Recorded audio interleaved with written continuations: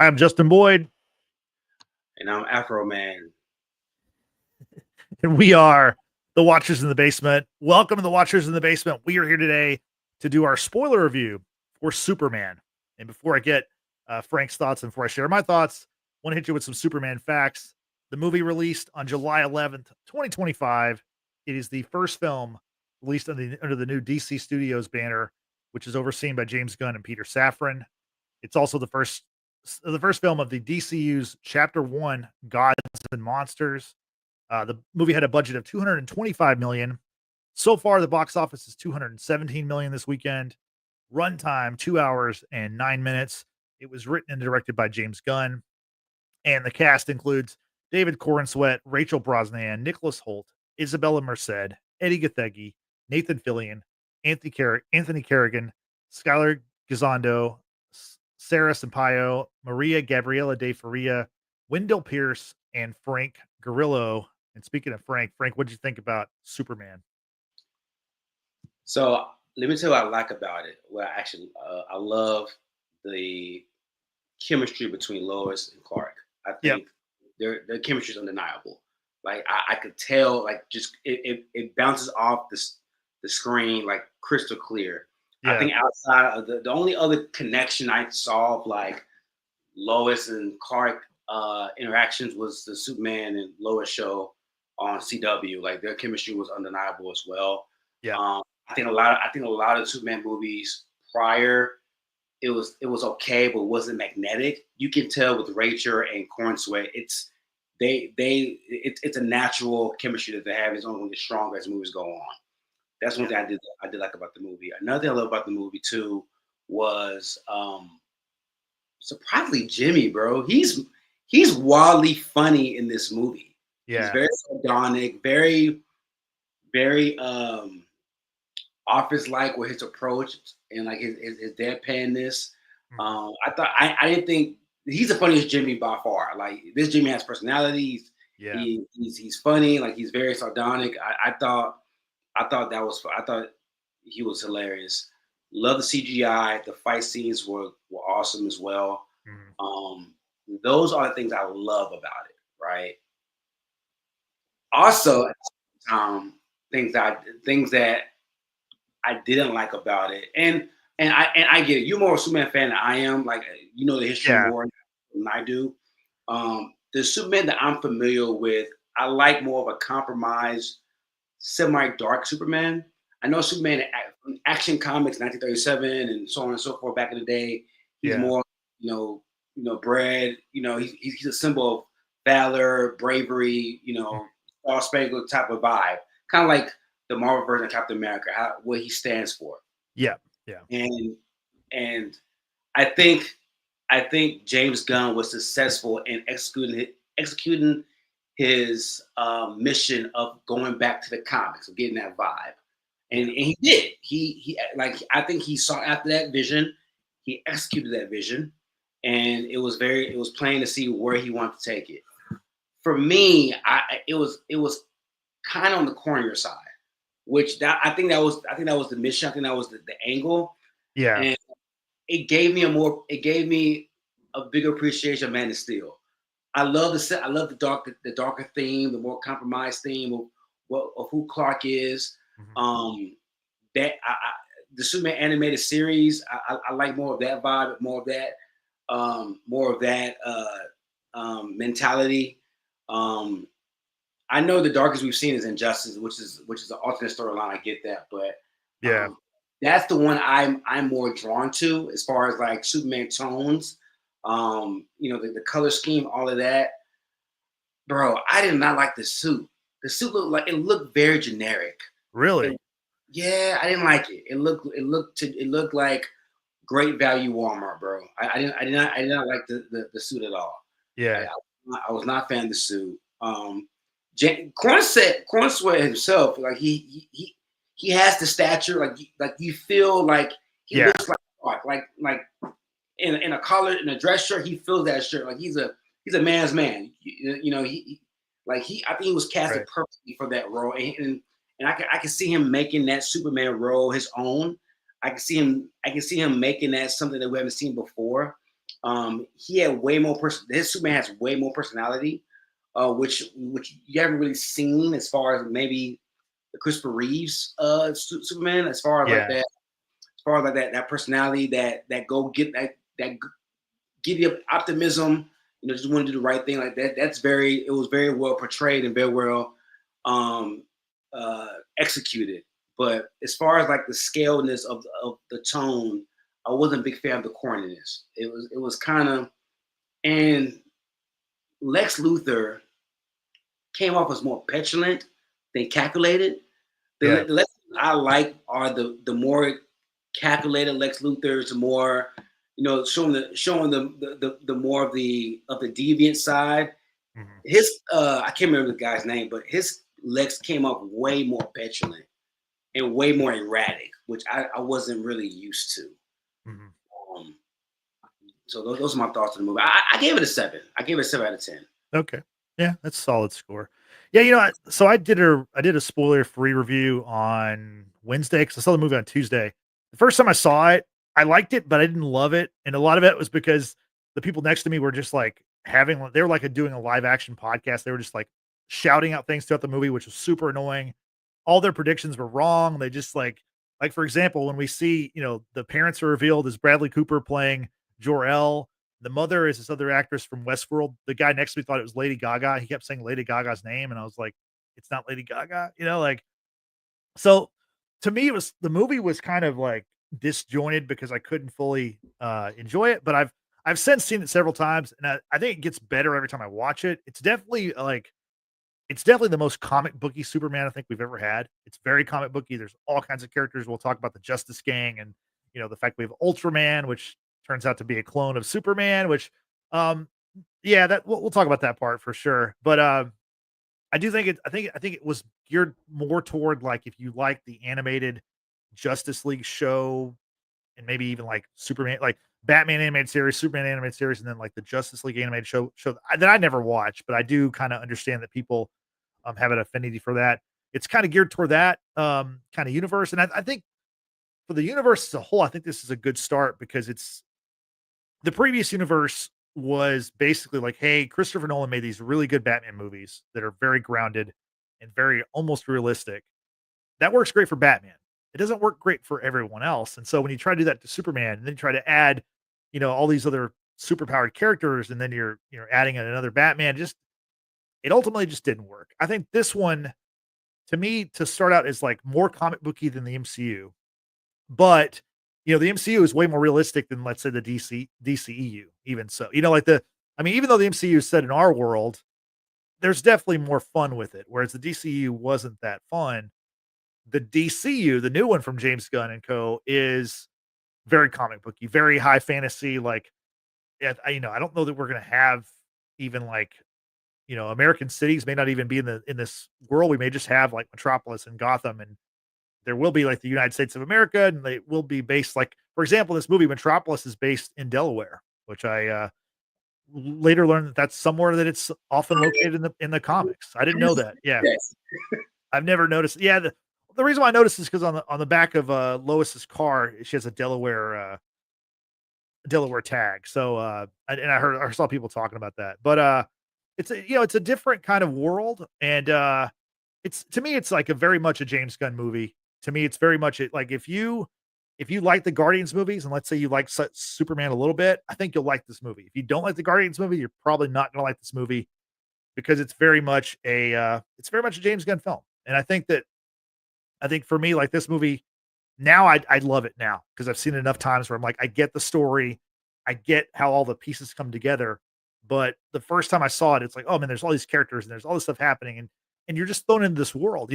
It's not an origin story by any stretch of the imagination. It is Superman's been Superman for 3 years, and the world is like fully fleshed out basically. And I mean, I think that's one of the things I really enjoyed about the movie, even from the first time I saw it, was the opening crawl. And Frank, I want to get your thoughts. What do you think about how it basically set up, hey, this 3 centuries ago, the first metahumans came to the world. Then 3 decades ago, Superman landed in Kansas. Then, it's like 3 years ago, he announced himself as Superman. 3 weeks ago, he got involved in this dispute between Moravia and Jaranpur, these two countries that are, neighboring countries. Then it was like, 3 hours ago, he fights this guy, the Hammer of Moravia, Metropolis, and then 3 minutes ago, we get that Superman has lost his first battle, and then we see him crash land in the snow. What'd you think about that opening, just to kind of set the tone for what this world is? I love the opening. I mean, Yeah. I don't need to see another origin story how he became Superman. We Yeah. know people who watch Superman, they know how he became. They know his origin. I like how they kind of jump into it and flesh into it, and like you're in the action now. And not only that, I thought the movie did a good job throughout the movie of like showing the world showing the affinity for Superman. Yeah. Like he's a rock star. Like he is a rock star. Like it's to the point where his alter ego ClarkKent is like speaking about himself in third person. Like he is like, if he has an approval rating, it's 99.9%. Like how he's well received, right? And so like I like how they place it there and like kind of like show you how popular he is and how well received he is and how loved he is. Like you didn't really, as much as I love Man of Steel, you didn't really get the essence of how the world felt about him until Batman versus Superman, when all that shit went down. It was just so escalated, right? Like here, you get it. Like even when like I know we'll talk about it, even to the point where like, when the video was tampered with and like how the world turned on him so quickly. But a lot of times a lot of hate comes from love, right? And like you can tell how jaded and how betrayed it felt by how much they loved him. If they didn't love him, it wouldn't. I don't think it would have been jaded, right? So no, I love the intro. I thought the intro was great. I thought by saying his first fight in 3 years that he's lost shows the sheer dominance of how the run that he was on. Like this man was on a mammoth 200-year-old run, right? Until he fights, the Hammer of Arabia. So no, that was a good intro. Yeah, I thought it really kind of set the tone very well for the whole universe, and then then we get the title sequence. We get Krypto coming in to save him, to drag him to the Fortress of Solitude. We see the Superman robots. What do you think about the robots in this movie? Because that's something that's from the All-Star Superman comic from about 20 years ago or so, from Grant Morrison. What do you think about having these robots who obviously keep up the fortress, can help him with the dog, but also can help him heal whenever he's injured or wounded? I think the robots really gave a super intelligence, I guess, image or angle of who Clark is, who Kal-El is. Like that's the most high-tech Fortress of Solitude I've seen since the animated Superman series. Like the man has Android 1, Android 2, like he has a deflector to like divert the yellow sun to his body to make him heal faster. Like that's probably the most high-tech Superman, and it really just showed his intelligence because he had to have made those androids. Like I don't think those androids came about from the ship. I think he uses intellect to create those androids, probably with the help of I can't remember that doctor that helps him in all other comic book versions, but he probably had his help too in creating those droids. But no, I thought it was a good angle. I thought we got too much Krypto in this movie. I thought we got way too much. Okay. It came off like a Turner Hooch type of vibe for a while. Like I thought it took away. I mean, I don't mind Krypto being in the movie, but like, bro, he's in like nearly over half the movie. Like he's in a lot of the movie. In some ways, I mean, like they get rid of him for a while. He gets abducted by Lex and taken to the Pocket Universe. But to me, I think it was. I don't think it was as much as I thought it was going to be, because I think that the trailers were pretty heavy on Krypto, and you got to remember, like this is a big summer blockbuster. They're they're rebooting a huge character. They're trying to get everyone. This is a 4-quadrant movie. They want people, young, old, man, woman. They want everyone, and so they're trying to like appeal. And obviously, everyone loves a dog. So I understand that. I think from my perspective, I think the dog was used pretty well. It was like, maybe it could have been a little bit too much, but I think it was just enough where it was like, okay, it wasn't his movie per se. And then I knew this going in, but it wasn't even his dog. It wasn't Superman's dog. It was actually Supergirl's dog, which we'll talk about Supergirl in a little bit. But um, I do think Krypto, like, he was going to have a key role. I think if he were in the movie a lot less, people would have been like, "Hey, what's up?" Because your trailers are showing a lot of this dog. Some people probably came for the dog, honestly, to see the dog. So I understand, like, thinking maybe it's a little bit too much, but I think it was like just enough. I think a little bit more would have been too much. I got you. I got you. Um, speaking of the robots, this is where we get I think the storyline. Like I said, like when I first saw the movie, I thought it was like there was a lot, and I thought, like it's a 2 hour and 9 minute movie, but like 10 or 11 minutes of that it's credits. So it's a pretty short movie for these movies, because usually these movies are like 2.5 hours. And to me, the first time I saw it, I was like, man, I think this movie needs like about 20 more minutes to kind of flesh out all this stuff that's happening. But but again, like, after seeing it a couple times, I'm like, you know what? I think it's pretty well made. I think like the storyline works very well as far as how it's set up. You get a lot of character moments, like a lot of MCU kind of stuff. Like, for example, whenever he's being healed after fighting the Hammer of Baravia, the robot's number 4, who later is renamed Gary, who's voiced by Alan Tudyk. He puts on this message from his parents that he finds very soothing. And we hear about this message about basically they're inspiring their son to be a hero and to do his best. And you see him reciting it as they show Bradley Cooper, and I think Angela Serafin is the actress who plays Lara. They show them reciting it, and it's this very like kind of like this is like his motto. His credo is this message from his parents. And I do like about how later on, when that message, we hear the second part of the message, and there's the part where it's like they want him to they send him to this world to take over this world, because people here are simple minded, and take as many wives as he can, create a harem, all this stuff. Whenever we get to the end of the movie, Was that tampered with by Lex? That wasn't clear to me. That's a good so okay. When I first saw the movie, I was like, this has got to be tampered with. But I'm pretty sure, given the way the movie explains it, I mean, Lex admits it's real. Mr. Terrific is the one who confirms that it's real. So I think we're all led to believe that message is actually what they said. And that's not a totally brand new thing for Superman, because like in Smallville, Jor-El kind of has a similar kind of thing. And also there's a recent animated show called My Adventures with Superman, where Jack Quaid is the voice of Superman. And it's kind of similar, where Jor-El is kind of like, it's almost like a villain. Like it's seen as like this, world conqueror. It's very similar to Invincible in a lot of ways, right? That's crazy.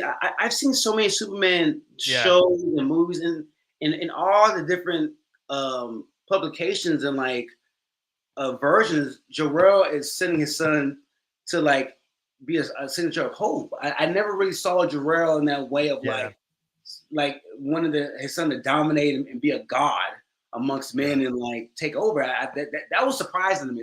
That's why I thought it was like it was tampered with. Mm-hmm. Yeah, there's another character. There's another comic, Superman Birthright, that came out in the early 2000s. Also, it's a similar story where Jor-El and Lara send him there because they know like you can dominate and take over. So, yeah. So there is some like, there's some like canon for that happening. It's not always just like his parents are the best, and then he finds the best people in the world, human beings, to also raise him. So I thought it was nice because obviously his birth parents are not the greatest, but then he meets these people in Kansas who raise him, Ma and Pa. And by the time we get to the end of the movie, whenever he's after, the battles of everything with Lex and fighting the clone and everything, when he's getting healed, then the robot puts on, pictures of his parents who raised him. It's kind of a sweet ending, giving how important the message was from Jor-El and Lara. Now they were getting Ma and Pa's message. I thought that was like a pretty cool like way to kind of start the movie in the movie. Yeah, no, for sure.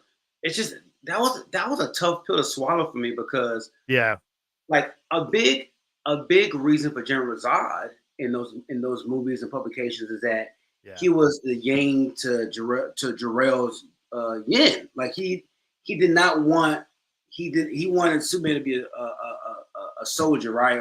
Like he was mad when he sent Superman off that rocket ship, and like it was like the suppose of like Jarrell wanted his son to have free will, right, and to be a signature of hope. As Zod was, I want him here because he could be an instrument of dominance, for our military technical, mindset and how we want to rule all the cosmos. So I wonder if there is going to be a General Zod in this world. If he does come about, what is this going to be his ideology? Is it going to be similar to Jarrell in this world, or is it going to be a whole different ideology? It makes me wonder. Yeah, that's a great question. I was going to mention, I don't think we're going to get a Zod. I mean, I've heard nothing. This is just my hunch because we've had Zod, a couple times, and we've had him in TV shows and stuff that I don't know that we're going to get him. But I also wonder what is Kara's reaction? What is Supergirl's reaction to this information? I mean, because and again, I don't know. We don't know what the canon is for her in this universe because oftentimes in Superman storylines, she's older than Superman, and she was actually sent to Earth before he was, and she was sent to like find him and take care of him, and she gets like kind of lost in time or lost in space, and so then when she arrives on Earth, he's actually now older than she is. So, you wonder. Her movie comes out in June, and Supergirl is played by Millie Alcock, who makes a cameo appearance late in the movie. She arrives home drunk at the Fortress of Solitude because she's been out on red planets where she can drink and get drunk. On the planets with the yellow sun, she can't feel the effects of alcohol. Yeah. And we find out that Krypto is her dog, and that the reason why Krypto is such a bad dog and he just trashes everything and jumps on everybody is because she doesn't make him mind. Like she's reckless with the dog, and that's why the dog is so crazy. What'd you think about her inclusion, and do you think she knows about what Krypton wanted from their children? Because is that part of the reason why she's getting drunk all the time? What do you think about that? I think if that's the message that Jarrell wanted to give his son, I think that message was probably permeated throughout Krypton. I think Krypton themselves view themselves as gods, and that's why they went to other. Because Krypton, by watching the TV show Krypton and reading the Krypton prequel comics, Krypton, they're very arrogant people. Krypton is very arrogant. They're not Clark. Clark has been raised by humans. He's been taught different values about treating your fellow man, fellow woman with respect, dedication, admiration. Yeah. Kryptonians are the opposite of that. They're very cocky people, and they see themselves as gods. That's just how they see themselves.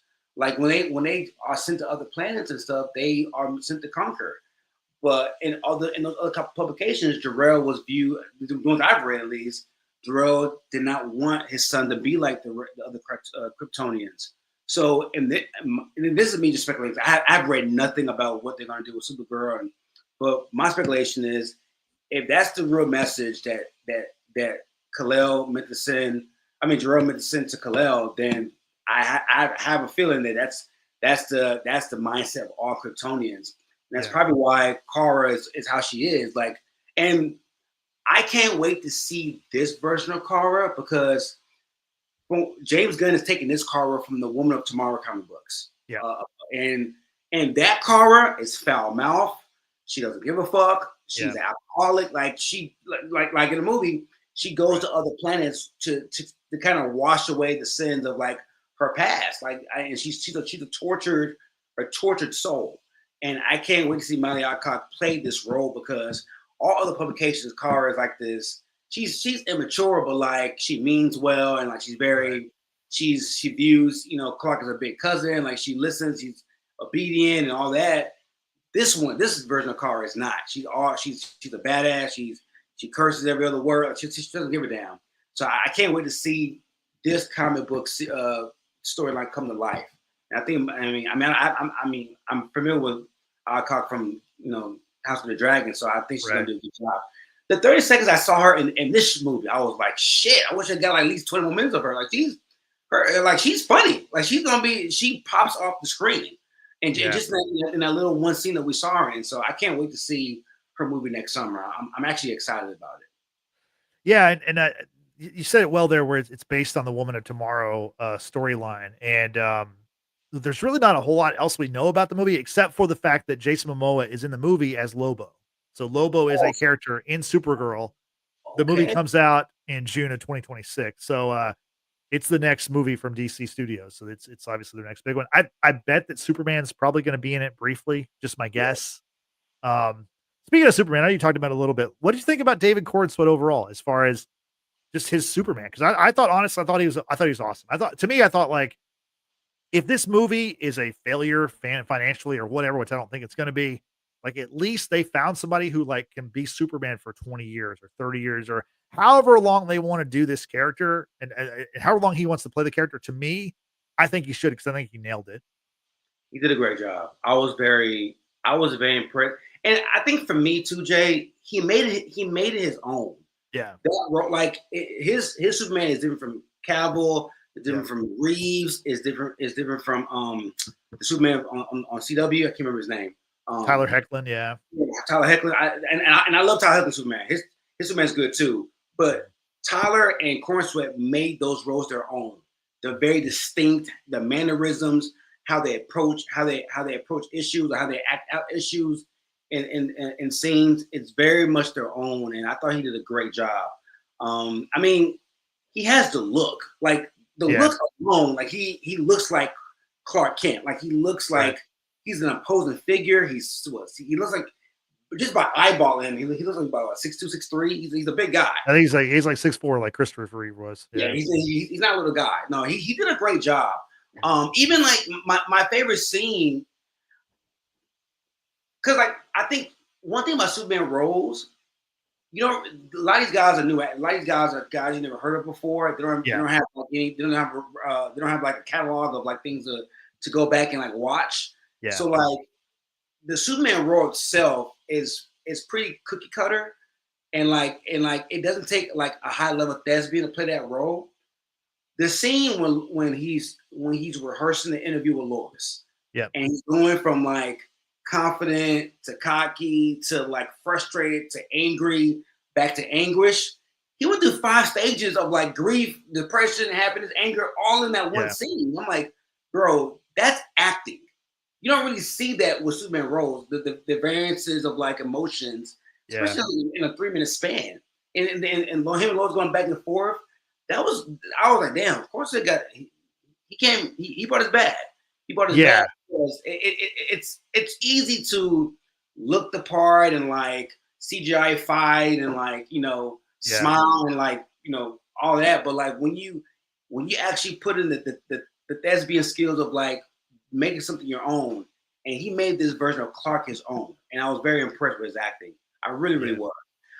I will say this though, one thing I was disappointed too was I didn't get the patent ripping off the shirt and showing the S, bro. I was gonna mention that, but you know what? We don't like, Henry Cavill did that one time in Justice League, and we didn't get that in this movie. That was one part of my notes, the stuff I don't think that we didn't get at all, was that we didn't get a ton of Clark Kent with the Daily Planet people, like, which I guess is okay because we didn't get a ton of Daily Planet stuff. But I do think it's kind of strange how once he's Superman and once the action's happening, no one ever says like, where's Clark? I mean, obviously Lois knows he's Superman, but I think part of it is like, not that the rest of the staff knows he's Superman. I think Perry White has an idea that he's Superman.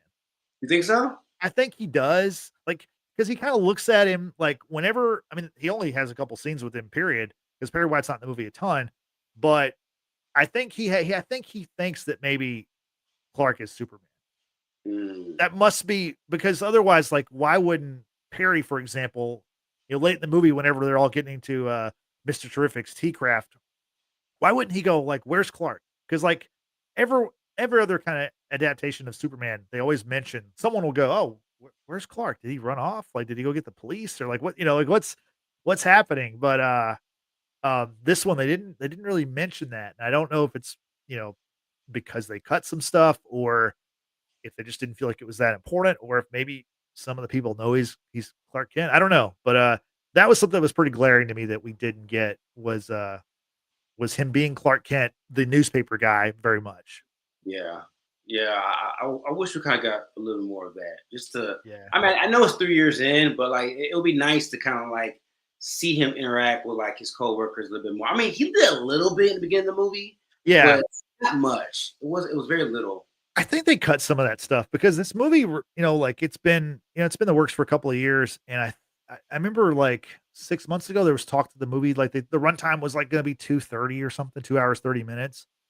The final runtime was 2 hours and 9 minutes. So I know they cut at least 20 minutes. They may have cut some of that stuff. So that's the only thing I can think of that would explain why we don't get much of that mentioned. But sticking with Cornsweet for a second, he has a lot of lines in this movie. In fact, I think he might have more lines in this movie than Henry Cavill had in all of the Superman movies. All his movies. I mean, I'm not. That's not even a shot at Henry Cavill, like because famously, like in BVS, Batman vs Superman, Henry Cavill I think has 26 lines of dialogue, which is like that's it. Yeah, and I haven't seen the total tally, of like Corenswet versus Cavill's run, but like David Corenswet, he's acting in this movie a lot. And like you mentioned, let's talk about that interview scene a little bit more because that's when you have Lois and Clark, kind of going back and forth.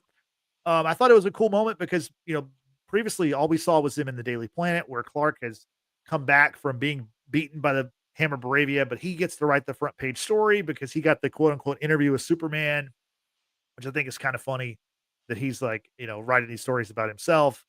But we get that scene where Lois is like questioning him, like doing that. And then the next scene is, he's at her apartment. He's making her breakfast for dinner.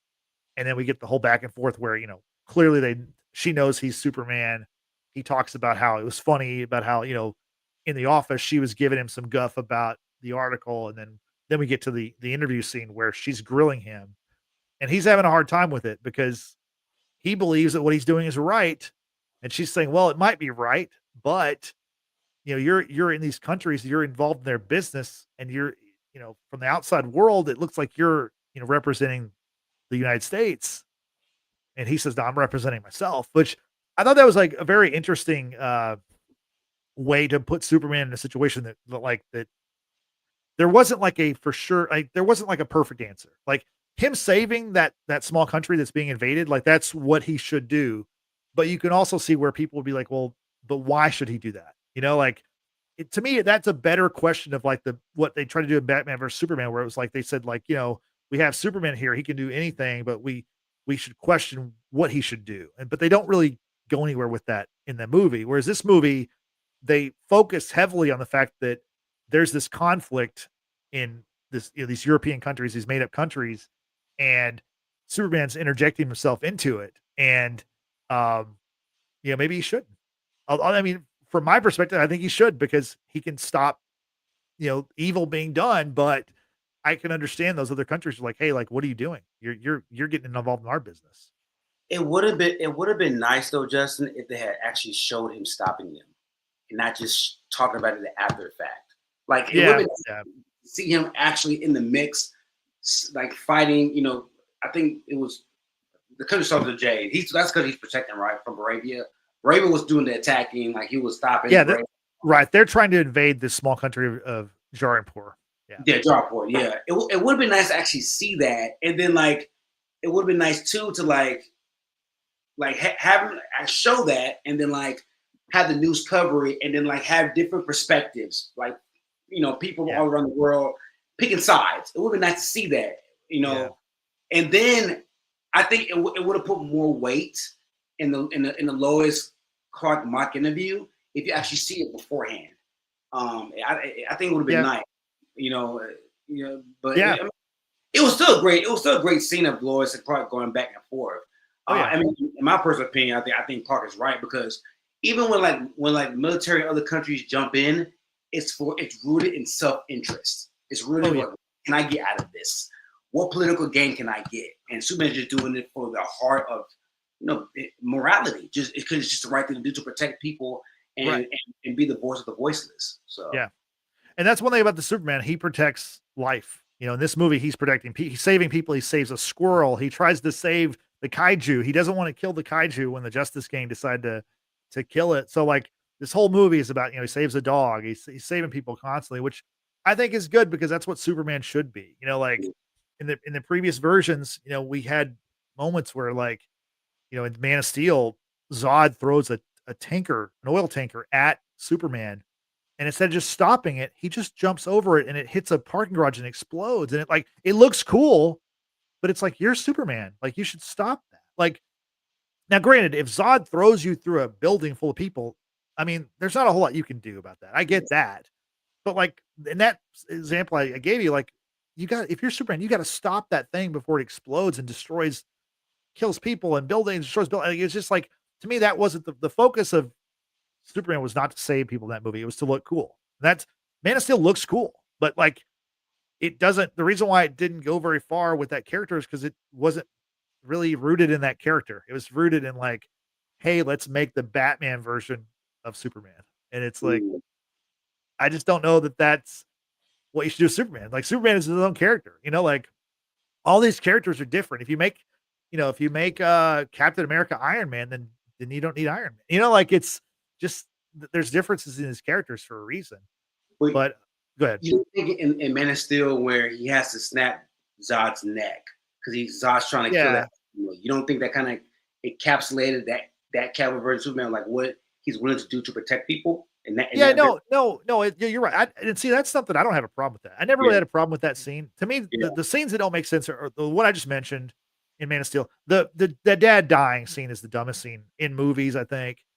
And there's another scene later on where he like crashes a satellite like feet in front of these people driving the general and whatever. And it's just like, he would do that. Like, I mean, like, to me, that was silly. But no, like the snapping Zod's neck, like he does it because he has to.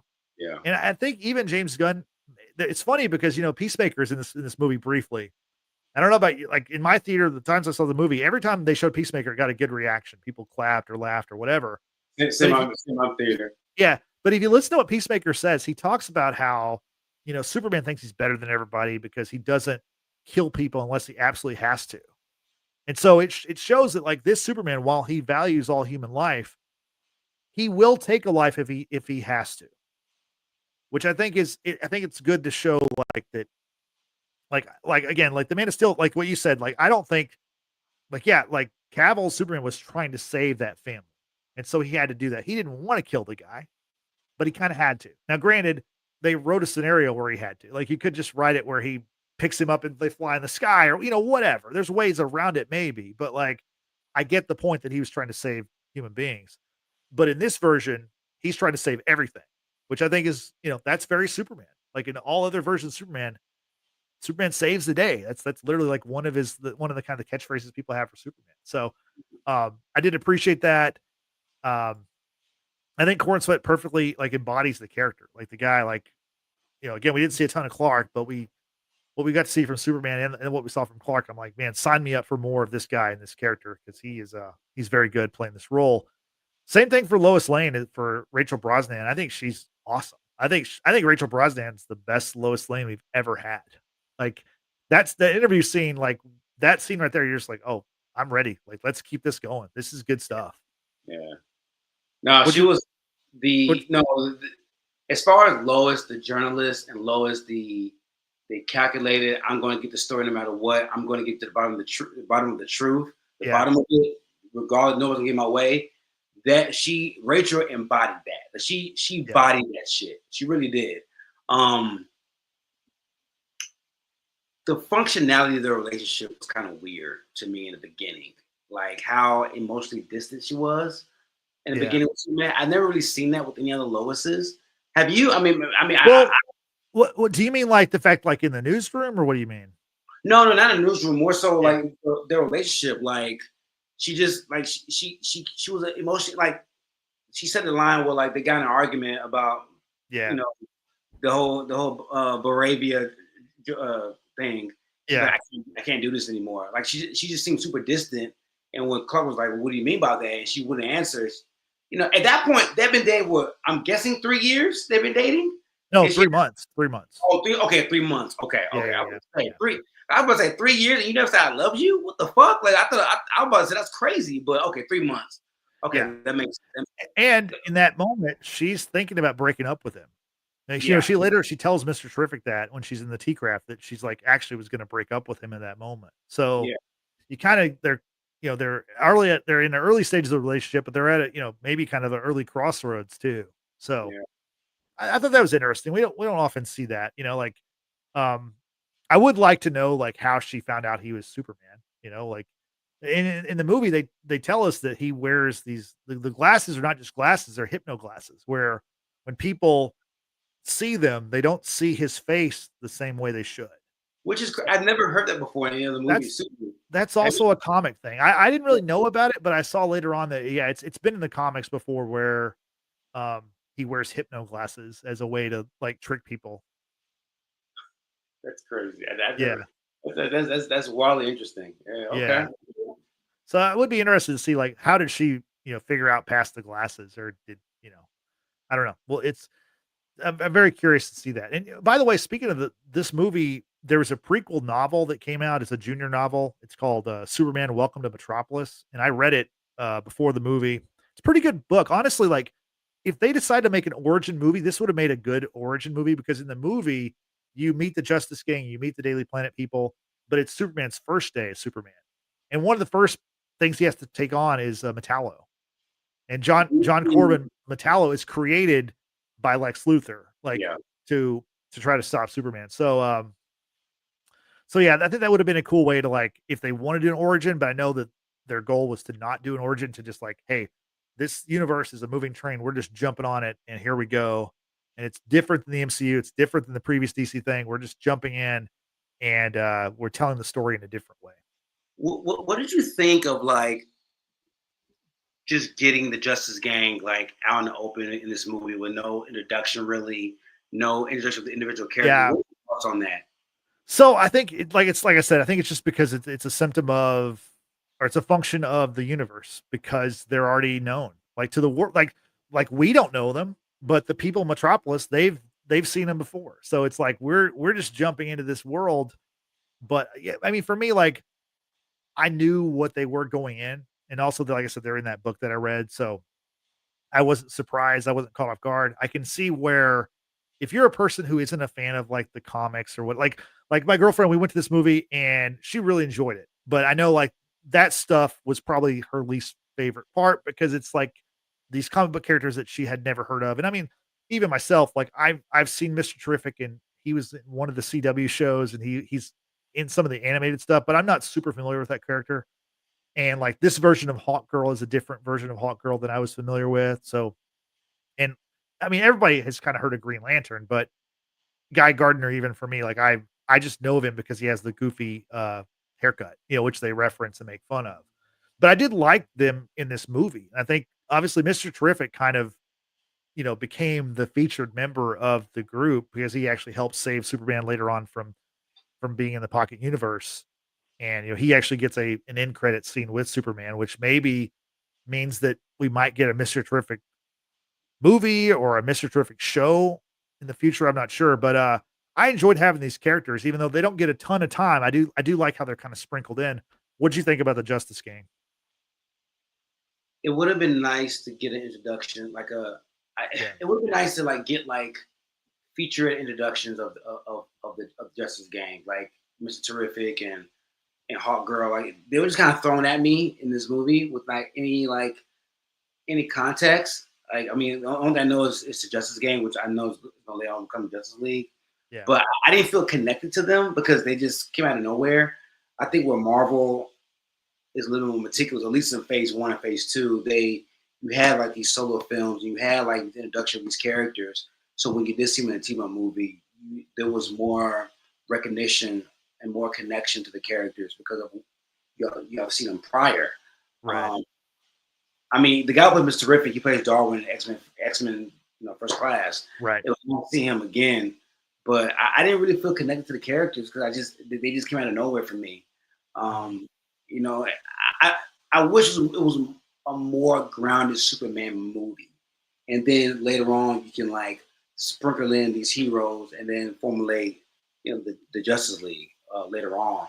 I just think it's hard to be grounded in this kind of world.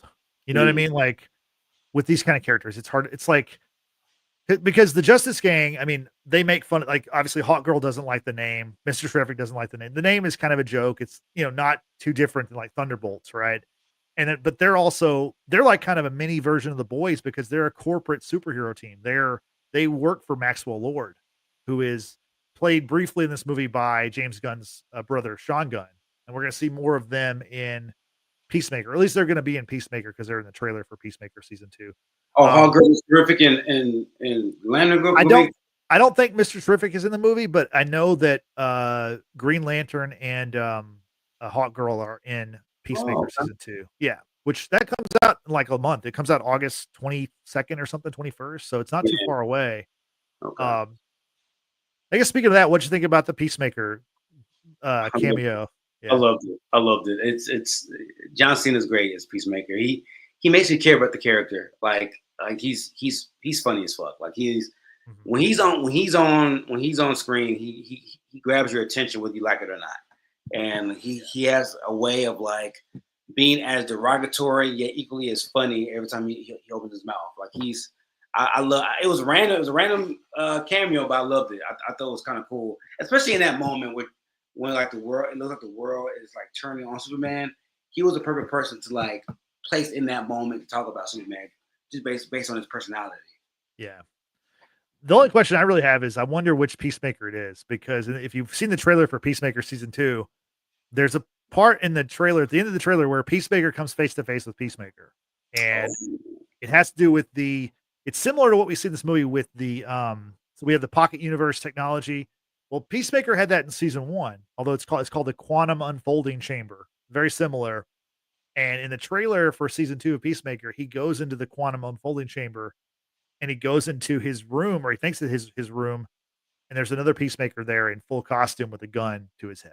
So I think that this pocket universe kind of stuff might be the way for James Gunn to explain why some of the characters from the DCEU are going to continue in the DCU.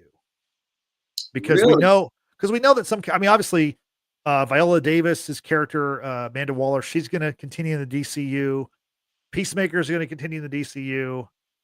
Some of the characters from the Suicide Squad are going to continue in the DCU. Blue Beetle is going to continue. Of course, if you've seen the Blue Beetle movie, it has nothing to do with anything else. It's very standalone, so there's not a whole lot of work you have to do, because while he does reference Superman and Batman, he doesn't reference like which one, or you don't see those characters. So, but yeah, I do think that technology that Lex introduces in this movie will be used in the DCU probably more often than we would think, or at least in the beginning, to explain why characters are here when we thought the last universe was a totally dead universe. I thought the pocket universe thing was fine. What I didn't understand was, in the comic books, Ultraman is from another Earth. Yeah, definitely. That storyline of like him coming up from another Earth and like kind of deal with Ultraman to like take out this Superman. Why they make him a clone? That was weird. So let's talk about it. Let's talk about the Ultraman of it. Well, first off, like the Hammer of Bravia, I knew that was going to be Ultraman in the costume, just because the Hammer of Bravia does the laser eyes, and you're like, who else could that be? Obviously, it's not Superman. It's not probably going to be Supergirl unless she's like brainwashed. Who else has those powers? And I knew it was going to be Ultraman. I also kind of figured that Ultraman wasn't going to be the Ultraman from the comics, because like you said, in the comics, Ultraman is the Superman of Earth 3. He is a member of the Crime Syndicate, which is the evil Justice League. He's an evil Superman. So I wasn't surprised that he wasn't going to be that, but I was kind of like, I wouldn't say I'm disappointed, because like when I first saw the movie, when they unveiled who Ultraman was, that he was just a clone of Superman, I thought, man, that could be better. But after seeing it a couple times and like seeing the story, I think it works, because I'm not sure what else they could do. I mean, there's one thing they could do, is he could end up becoming Bizarro, because he ends up in that black hole. I think that's what, maybe if we ever see this clone come back, he might come back as the Bizarro version of Superman, because of his time spent in the black hole. But otherwise, like, I don't know. I'm not sure what they could have done. Like, it sounds like you weren't too happy with it, or you're kind of disappointed by it. What do you think they should have done instead of this? Or first of all, what did you think about the clone? And then what do you think they should have done if you didn't like it? I thought the clone was fine. I mean, just call him the Superman clone. Because like, you're taking away a potential cold, dope ass storyline of like another like Earth 3 coming. Like, I'm sure there's going to be a future Justice League movie. I'm sure there is, right? With the success of this movie. That's my projection. A cool ass storyline could be the crime syndicate coming from Earth 3 to this Earth to battle the Justice League, and having Ultraman and his crime syndicate going against Justice League that's hopefully that's going to come out of this world. That would have been dope. I think you now kind of take that storyline off the board now by making Ultraman a clone. The clone thing is fine. Just don't call him Ultraman. Call him anything else. You know what I'm saying? Yeah. But Ultraman, because Ultraman it's not a clone. In the comic books, he is evil Superman. Like he is the dark Justice League hero or villain or whatever. So I don't know why Gunn decided to go with that. Yeah. And you know what? And if you just call him a random clone or like Clone X or Clone whatever, and he later on becomes Bizarro, I'm fine with that too, because Bizarro is the actual clone. He's a clone gone bad, pretty much. He's a few chromosomes short. That's who Bizarro is. You know, that would be fine. But to merge the Ultraman moniker from the comic book to make him a clone, I thought you kind of cheated yourself on like future potential storylines with the crime syndicate if they do come out and face Justice League later on in future movies. Yeah, I get what you're saying. It's almost like they wasted the name. It's like they could have called him something else. And I mean, not even call him a clone. Maybe make the clone thing like a reveal. Yeah. But he's just got a different name. He's, you know, he's like Super Lex or the Raptor King or what, you know, because like Lex has his Raptor guys in the power suits. By the way, that's something else I was surprised by. I'm surprised we didn't see Lex suit up in one of those power suits. I thought we were going to see Lex eventually take matters into his own hands. Now, maybe we'll see that eventually, but let's stick with the clone for a second. What'd you think about how they controlled the clone?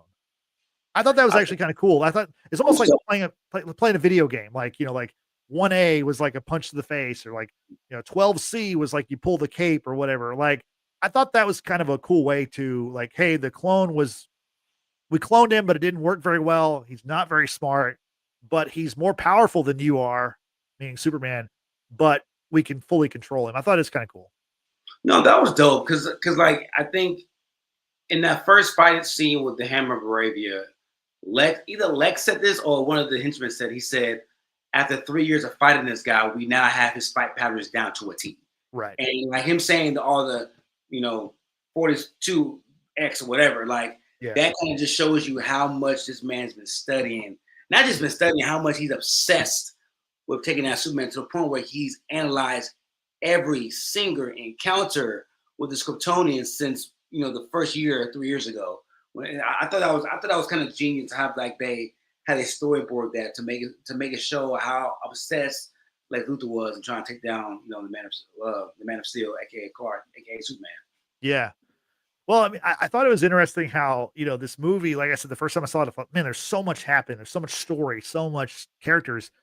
When ultimately even the stuff in the war between Baravia and Jarinpur, like Lex created all of that just for the opportunity to kill Superman. He was trying to find a way to turn people against him. And I mean, I kind of like it. It's like his sole focus was to find a way to kill Superman. And like he wanted to be where, like, you know, because obviously, like you said before, Superman's very popular in this world. Mm-hmm. And they admit that. The government admits at the beginning of the movie, like, hey, like, yeah, you have a metahuman, you have these metahumans, you could take him out, but we don't. Like, that's not good because Superman's popular. He was trying to turn the world against Superman with the message, which message turned out to be true, which that's also kind of, you know, it's a tough part for Superman. But then like his ultimate goal was like to set all this up to just kill the guy, to get him off the board, which I can appreciate because it's like, that's better than going, well, I'm going to like get Batman to like maybe try to kill him. And then I'm going to then create Doomsday, you know, like, it's like, to me, like that plan makes more sense than like the BVS plan. That's like this like long game of like crazy stuff. Whereas this is more, I mean, yeah, you're cloning something, but it's more simplistic. Is like, but it shows how far he'll go just to try to kill the guy. Yeah, he just came out this Lex came out as real petty and childish to me. Like it got to a point he's putting ex-girlfriends in his pocket prison that spoke against him. Like we're getting that petty Lex where you're jailing ex-girlfriends now, bro. Like that's wild. I never know any Lex. Like most Lexes are so cocky that it's so above the like Lex in like the anime series, Lex in the comic books, he's so above that shit. He's like, man, you're nothing. I'm not paying you no mind. Like he's like behind Twitter message boards, like trying to degrade Superman. Like it was a very petty Lex I wasn't used to seeing before. Yeah. I want to see a more of a super intellect Lex that I've seen in past iterations. This one was too just mad, childish, and petulant. How do you feel about the iteration of Lex? I like this Lex. The one thing that I would do if I'd made a change is I would like Nicholas Hoult is. I think he's slightly older than David Corenswet, but like when you see them, they're both about the same. They're both pretty tall dudes. Yeah. But they both look very young. And I've always been like, to me, like the previous Lex, Jesse Eisenberg, one of the things I didn't like about him is that he looked so much younger than Henry Cavill's Superman. And to me, that just doesn't really work. That doesn't really like, the only time it's like kind of worked was back in Smallville with Michael Rosenbaum's Lex and Tom Welling's, Clark. But even that was a thing where it's like Lex was at least like when the show starts, he was like of college age or like, late 20s, whereas Clark was this high school kid. So at least you kind of have okay, this guy is a little bit young. He's younger. Like, you can tell that Superman's younger, but like this Lex, they're young people, they're early 30s dudes. So like that's the one thing that I thought. It's just like the thing is Nicholas Hoult, he was the runner up to be Superman. So he was almost Superman. Then they decided, well, you know what? Like you did such a good job, like, but you're a little bit darker than what David Corenswet gave us. So maybe you should be Lex. And so he became Lex Luthor. I think he did a great job. I mean, he's he's probably the most vicious Lex Luthor. I mean, he kills that guy, that Russian roulette style, shoots that falafel vendor who is, Superman's friend right in front of him. And I was like, whoa, like I didn't know this movie was going to do something like that. Yeah. That was kind of a shocking moment in the movie. I was like, how is Superman going to save this guy? Because he's got the kryptonite going from Metamorpho. Speaking of Metamorpho real quick, what'd you think about that character, having him in this movie? He's not in the movie a ton. He does play a key role because he can. So apparently in this world right now, there's no kryptonite that's available. They say something about how there's none that they can find. Something about how it's like, I don't know if they've rid the world of kryptonite or something's happened to kryptonites and it's very short supply. But Metamorpho can like create any kind of element, even elements of other worlds that he's never seen before, which is crazy. Right. Well, maybe he has seen. I don't know. Like Lex knows what kryptonite is, so maybe Lex could show him a picture. I don't know. That's probably some off-screen stuff that maybe they talked about. I don't know. But he does create kryptonite, so he keeps Superman in this pen, this cage, and then he sees after the falafel guy is shot, the street vendor Mally is shot. Then he realizes like, hey, like we're never getting out of here.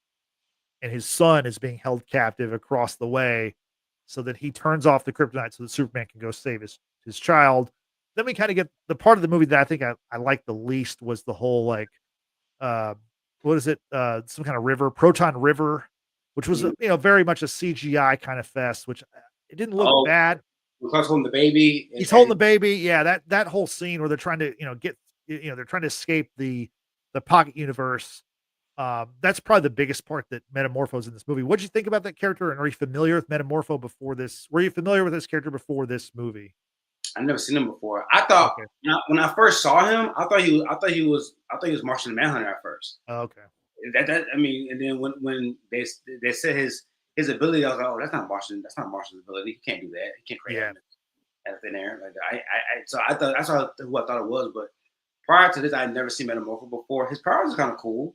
Yeah. I mean, to be able to create elements out of thin air. I mean, that's pretty much create matter. That's crazy. That's a pretty cool power. Yeah. I don't know how he was fine. He was fine. Yeah. I wish it kind of would. Again, man, like Lex, it wasn't really on brand because Lex is not reckless like that as far as like just like impending doom. Like he knew, like in this version, Holt's Lex knew the dangers of creating this pocket universe, and he didn't care. He just did he wanted to do whatever he could to destroy Superman by any means necessary. Lex is such a narcissist on brand, but he's not going to try to destroy the world in order to kill one person. And this version of Lex, I thought was kind of weird. Like, you're willing to destroy the world by creating these pocket universes recklessly just to kill Superman. That's not really on brand from like past iterations of Lex. He's too smart to like put the world in danger like that. Yeah, I mean, even the people on his team, they question what he's doing, because when he opens that rift and it's like tearing the world apart, they take off in like Lex and crew, they take off in their ship, but one of his henchmen's like, "Hey, like, where are we gonna land when there's no world left?" So yeah, I think what we're supposed to believe is he's so driven by his hatred. Like he hates the idea of Superman, because in his, like, before Superman, he was the ultimate human being. He's this billionaire. We're not sure if he's self-made, because maybe he has his dad, because it's called Luthor Corp in the movie. Luthor Corp was what it was called in Smallville, and in Smallville there was a what's that? It's called Lex Corp. Usually it's Lex Corp, yeah, but in Smallville it's called Luthor Corp, just like it is in this movie, because in Smallville, Lex got the business from his dad, who's Lionel Luthor, who was created for Smallville. So we might see like maybe his father will be in this universe, maybe he won't. I'm not sure. Or maybe he just called it Luthor Corp to be different. I don't mind it, honestly.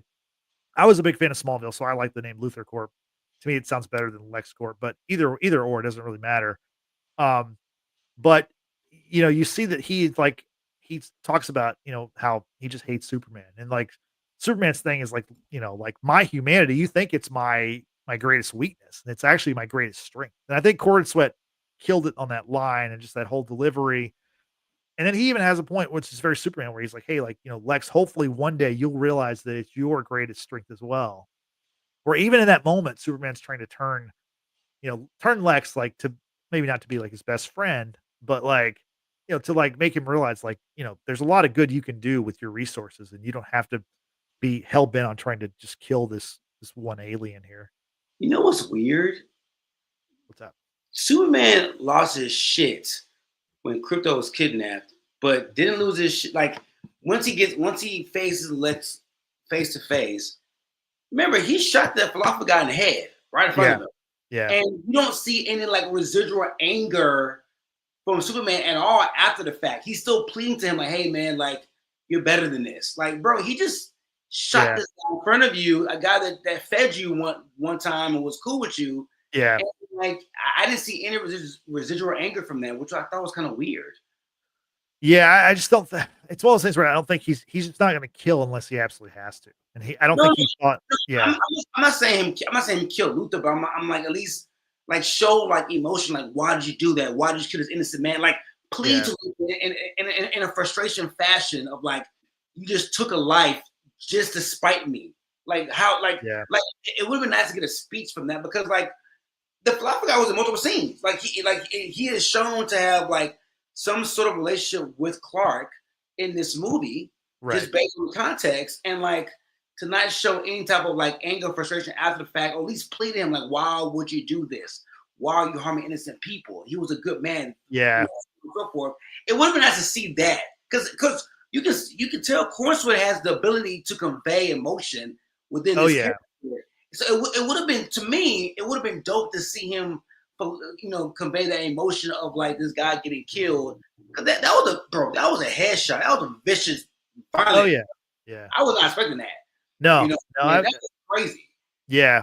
And it would be nice for Corenswet to like at least, verbalize that emotion when he's face to face with Lex. Yeah, I just think the only problem is like it comes late in the movie.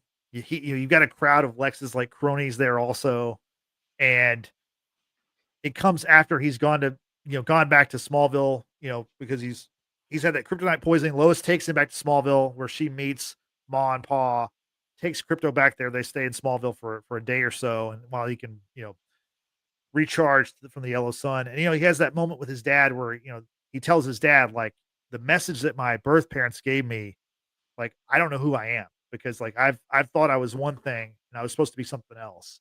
And the dad tells him, yeah, but like, it doesn't matter what they wanted you to be. It's your choices, your actions make you who you are.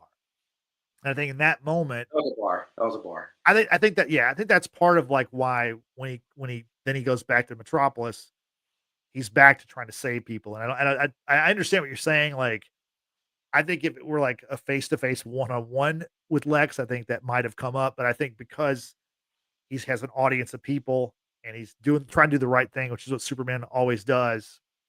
That's why we don't see him lash out at Lex.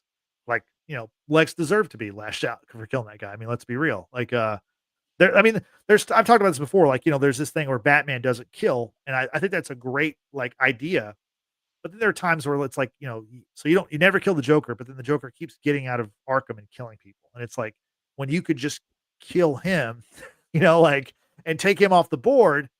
Now, granted, it's like you're trading a life, but like you're trading a life that's gonna kill many people. Like it's so the dynamics of these characters are just like they're because they were created for children's stories. Like that's what these were originally created for. It's kind of hard to then like make them for the current world without making them go too far. And then you create like Homelander. You know what I mean? Like there's a Why can't they? But why can't they show imperfections well, of like evolving?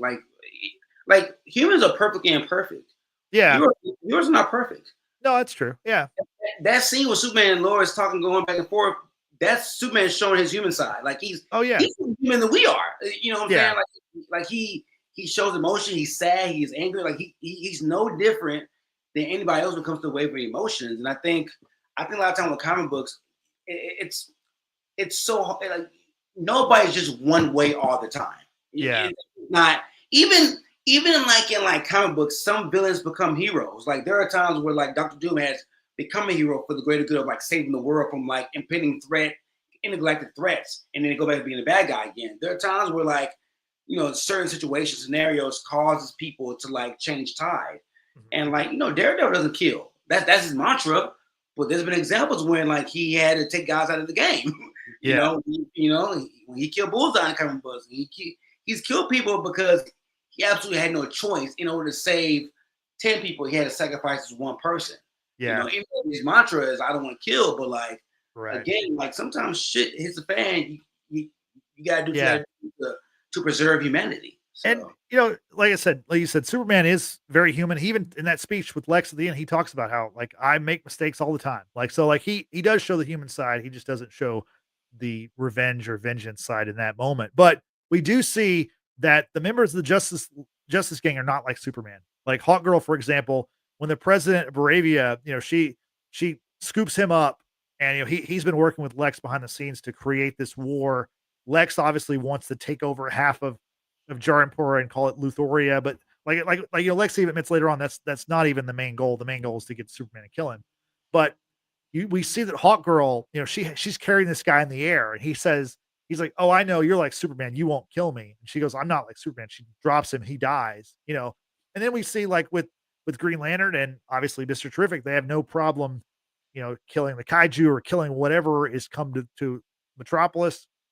And even in the battle scene which to me, like the kid with the flag, when I first saw the original trailer, I got kind of emotional because you hear the music and the kid's like, calling for Superman. And I was so surprised that we didn't get Superman to come save the day in that moment. Just like you said, how we didn't see like what he did 3 weeks before the movie.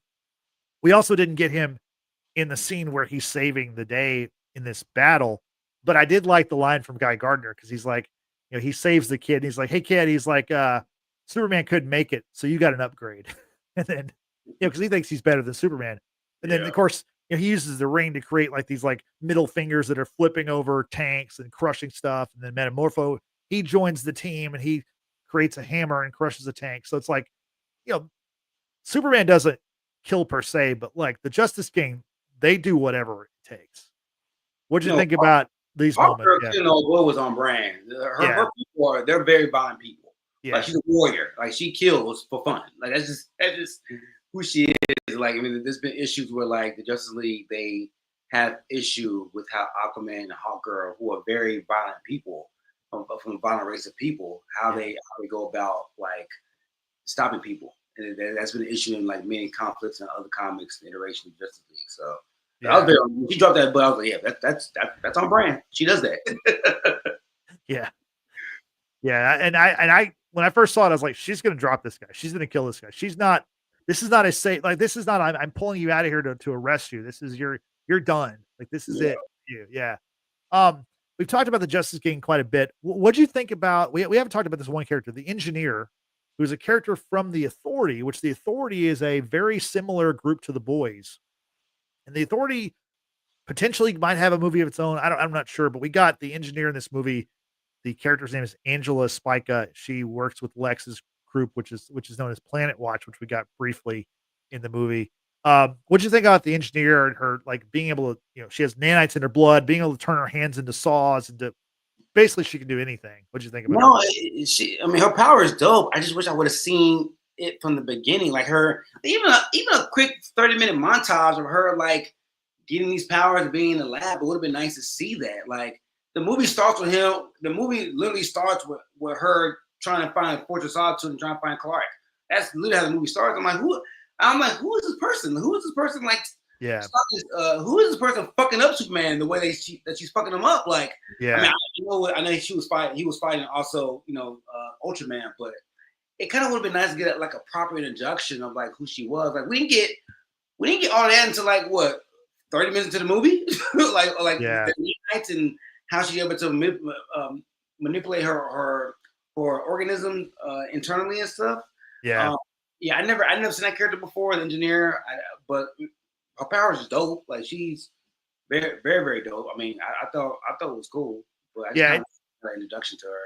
The one thing I will say is that, and I'm not sure how this is going to happen, but James Gunn has said that the DCU is going to be more like the Star Wars universe than it is the MCU, meaning that you might have, like, we jumped into this movie, right? It's just like how Star Wars began with episode 4. And then like years later, we got episode 1 and 2 and 3, like, so there's a chance that if we ever do get an Authority movie, it probably will be an origin story for those characters. So we will see this character go from being a scientist or whatever she was to becoming this like weapon. Cause she even says in the movie that, like, she basically, to join Lex's group, she gave up her humanity to kill Superman, which she refers to as an it. When she, injects these nanites, or Lex, I guess, creates her by putting these nanites in her bloodstream or whatever. So I feel like some of these characters will get more of an origin story maybe later on when they have their own film or they have their own series. Like, Guy Gardner, he's going to be in that Lantern show that's coming out next year at some point, where we're going to have Hal Jordan Lantern. We're going to have Jon Stewart, and Guy Gardner is going to be part of this show. Now, the show is mostly Hal Jordan and Jon Stewart, but Guy Gardner is going to be in the show. So it's going to be one of those things where it's like, it won't be a linear story. It'll be a, here's this movie, and then the movie, we're going to explain who this character was back here, and maybe we're going to jump to the future. So it's going to kind of be, more like Star Wars is the best way to explain it. Yeah. So I'm not familiar. So is Guy Gardner the second iteration of Green Lantern? That I don't know. I don't think he's the second, but I don't know that for a fact. I know there's several. There's like Kyle Rayner, and there's like a Jessica something, and there's a bunch of them. Okay. Is he on Earth? Is he on Earth? I'm not sure. Well, is Guy Gardner? Is he from Earth? Oh, well, there's like I think there's a storyline where he's like a former Baltimore police officer or something. Oh, okay. But again, I don't know a ton about the character. I've just heard stuff in the last few days about him. So, like I said, I think we will get a lot of these characters in this movie. I think we will get some like explainers later on whenever they appear in other projects that are maybe going to be like prequels to this movie in a way. Just my guess. We'll see. I can't remember. The engineer died in the movie? I can't remember. No, but so that's a good point. That's a good action scene. So we get the fight at the baseball field, which was filmed at where the Cleveland Guardians play. It's the home of the Metropolis Meteors for the movie, where we have Ultraman and the engineer facing off with Mr. Terrific and Superman. Mr. Terrific is kind of taken out earlier because Mr. Terrific is just a human being. He is a genius. He has all this advanced tech, which we do get to see a lot in the movie with his T-Spears, but he's just a person. He's like an Olympic level athlete and a genius, but he's not a super powered person. So he's taken out on the field. So then it's Engineer and Ultraman versus Superman. Engineer, her plan is to, put the nanites into Superman's lungs so that he dies, and Superman flies up into outer space, and then I guess what he was trying to do was he was trying to get her off of him because without her connected, the nanites would die off, and so That's that part I was confused too. yeah, Has replaced, like, because she said she traded her humanity, right? right. So does she still breathe? Does she still that part I was kind of clear on, because he goes way into the stratosphere, like above Yeah. Earth. I'm like, but I was like, is that gonna matter if she's not human? That's why I was kind of like, I was kind of confused. When I first saw it, I was confused too, and I think that the only thing I can, and honestly, this is what I first saw when I first thought it. The only thing I could think of is that he went straight up so that he would come down so fast that they would hit the ground and it would kill her, or it would like whatever would happen, it would like knock off the nanites that she had put in his body, and that's what ends up happening. Of course, like Ultraman is not really affected by it. He's just because he's more powerful than Superman, but it does knock her out, and she's like left laying. And one of Lex's henchmen says like, "Oh, her heart's still beating, but she's like knocked out, basically." So she survived the movie, but just barely, basically. Okay, Yeah. gotcha. Yeah. So that kind of gets us to all of the end fight sequence. And um, speaking of the fight sequence, what did you think about the Mr. Terrific fight sequence where he helps Lois? They're trying to find Superman, takes Lois to that fort. He's tracked Superman's bloodstream with his own version of nanites or whatever he put in the blood, and then he's using the T spears to fight. Which these T spears, they're kind of jokingly referred to as like tennis balls. That's why Krypto, like, I think, chases them and destroys some of them. But like he uses these T spears to like do everything. What'd you think about the T spears? What'd you think about the T craft? And just kind of Mr. Terrific overall in these closing parts of the movie. He did a great job, man. Yeah. I thought, because like he is a super intellect. Like if you are to rival his intellect and give you an idea how smart he is, he rivals Tony Stark as far as like in this world. He is one of one as far as like intellect. And when they said that he was able to put like nanites or something in like Superman's blood, Yeah. I don't know when he was able to do that. I don't know when he was able to do it to where Superman didn't even detect it or feel it, because like this man has super hearing, super strength, super vision, like super. I think Superman must have like let him do it. That must have been like because like right. He had to, yeah. Okay. Because like I said, with that book that I read, they've been working together off and on for 3 years. Okay. Like Superman and the Justice King, they've known each other for 3 years. Okay. Yeah. But it's like, would he have been comfortable of like being tracked to, like, if he goes home to the Fortress of Solitude, would he want to know where he's at as far as him? Because that's the sanctuary, right? That's like his Right. little area of solitude. Would he want to be tracked by anybody? Exactly. Yeah. No, that's a good point, because to me, more important than the fortress would be Smallville, because he didn't want to give up who his parents were. Because like Lex said, like, who raised you? Before he shot Molly, he said, "Who raised you?" And Superman didn't say anything. And that's when he shot. So like, and even early in the movie, he talks about how Lois asked, like, "Well, where did you land when your ship landed?" And he's like, I'll never tell you that. I'm not going to tell you that," because he doesn't want people to know that he's from Smallville, Kansas, which I appreciate, because in Man of Steel, everyone knows who Superman is, basically. Like, everyone does, because the ship landed at his house, like the Zod ship, and like, you know, the his mom is calling him Clark in front of the police officers who were there. Like, it's just like the whole world knows he's Superman. That's the one of the problems with that one. Whereas this movie, at least they do, not everyone knows he's Superman. Only a few people, the Justice Gang and Lois. So I appreciate the dual identity. Like, we'll see how far it goes in the future, but I do appreciate the effort to kind of keep it to, just a select few people. But see, I'm the opposite. I liked how people knew in Smallville and Merced who he was, but the sheer respect that they have for him based on the feats that he did as a youngin, they were sworn with secrecy. I thought it was kind of cool. But see, that's not really explained, because like, if that's the case, then why does his dad tell him not to save people? Like, if people there, I mean, people there have to know. Yeah. But then his dad's like, "Well, don't use your powers. No one will, they might turn you in. You'll be studied and dissected and stuff like that." It's like, I mean, I don't know. To me, that's why it just doesn't work. Like, the secret identity has been in place for a long time for a reason, because it's a Yeah. It's a good story device for the character. Like otherwise, like just like in the MCU, no one really has a secret identity besides Peter Parker that really matters. Like I mean, think about Iron Man. The first movie, it ends with him, Tony Stark admitting, "I am Iron Man." Like, and that was perfect for that movie. It doesn't work as well for Superman and Batman because like secret identity means more for the DC characters. There's more lore built into the identity than it is for the Marvel characters. So, Yeah. but no, I think that like I think you raised a good point. Like, why would Superman want Mr. Terrific or anyone to know where he was going at all times? Yeah. I mean, I mean, I think that was more of just like it sounds okay, and it's also a good joke because then like he says, well, I'll do that to Mr. Terrific says, I do that to everybody. And you have Hawk Girl like looks down like, oh, like me too. Like, she doesn't say that, but the implication is that he did that to her too. So um, it's kind of played for a laugh in some ways. Um, let's talk about Eve Tessmacher and how the big and Jimmy Olsen, the ladies' man Jimmy Olsen and Eve Tessmacher.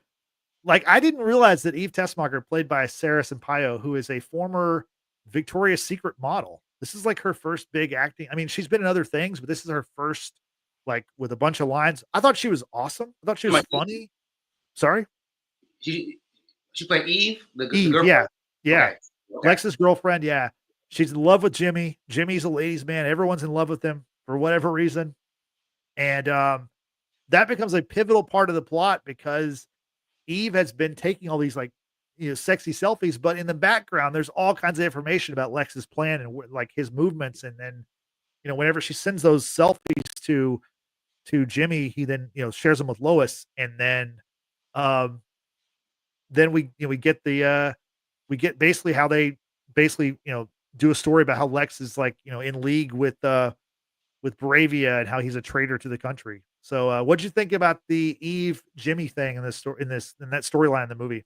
I'm sorry, bro. That was my favorite part of the movie. I just didn't see that coming. Like, who would have like Jimmy got that work? Like this is crazy. I've never seen this version of Jimmy having that kind of juice. Like he's pulling supermodels now. What the fuck? Like he's funny. Like he's like sardonic and sarcastic and witty. Like this Jimmy is like the Jimmys I've seen in the past have been boyish and like kind of like sneaky and like the male damsel in distress. He's always needed to be saved.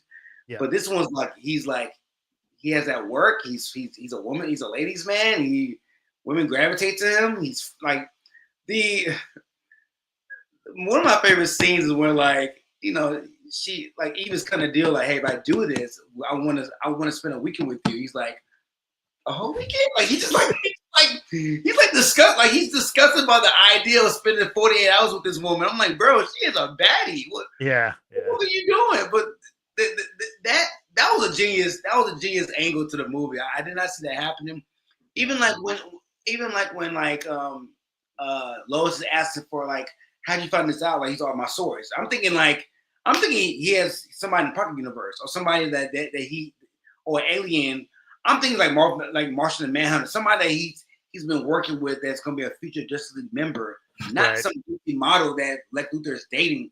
The fact that Lex Luthor and Jimmy are like in the same realm of like they're dating is wild to me. That part was, I loved it, man. I thought the lady play Eve did a great job. I thought Jimmy did a great job. Like I would love to see more Jimmy. He was fucking funny in this movie. Yeah. Yeah, no, I totally agree. He was funny. I do think there's some like history in the comics where he is a ladies' man. I mean, Jimmy's character is kind of crazy in the comics because there's so many different versions of him. Like there's one version where he's like he is a cross dresser. Like that's just like part of like his character. Like he's always going undercover and stuff. Yeah, there's all kinds of stuff. Jimmy's like, because he had his own comic called Superman's Best Pal, Jimmy Olsen. He had he has like the watch where he can like contact Superman at all times. There's been all kinds of crazy stuff with Jimmy, but I did think that he was a very funny character, and I thought that plot line really delivered. And going into the movie, I had no idea. I would not have expected we were going to get to see that. So that's definitely something that definitely worked for this film. I know we talked about Krypto a little bit. I do want to say, I know you weren't as big a fan as I was of the dog, but like I got to say, the effects for the dog were pretty good. That looked like that was not a real dog at all. That looked like looked great. there are two. There's a mid credit scene and a post credit. Neither one of them are very consequential to the movie. That's something that James Gunn said that he didn't want to do these, he didn't want to do like Marvel does and do things that he may never pay off. So he wanted to keep them self-contained. Like I said, they're not consequential. Let's talk about the mid credit real quick. It's just kind of a kind of a cute moment where Superman and Krypto are on the moon and looking down on Earth, and Krypto gives him a hug. Not a whole lot there. What'd you think about that I hate mid it. credit? I like. We talked about this in the Thunderbolts podcast. I like post credit scene that's going to lead to something. But that one did. That one is going to though. The Thunderbolts. Thunderbolts. It's leading to the next movie. No, well, with that one, it's like, yeah, but I know I like not just leading to something, but something that I don't see coming. And we know that that's what's going to be in Doomsday. We know this, so it's not really a surprise. Like for example, when I was it Ant-Man, the post credit scene when Bucky his arm is in that jack and Captain America. At this point, we haven't seen Bucky since Captain America's Winter Soldier. So to see him in there and he's kind of dazed and Captain America said we need answers. To me that's a post credit scene. Or in Captain America Winter Soldier where the twins are in the lab and I'm like, who the fuck are these people? Who are they? I'm like, what part are they gonna play? In future projects.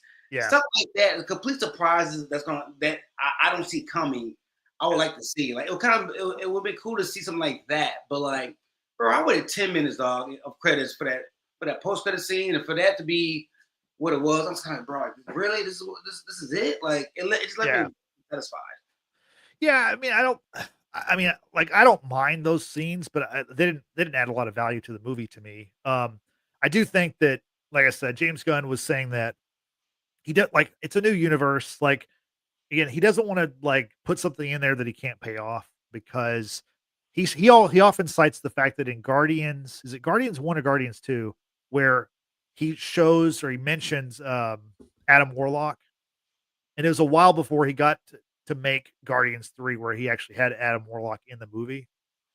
And so he was saying I don't want to do that. It needs to be self-contained, or it's got to be something we know we're going to do if we're going to do like that.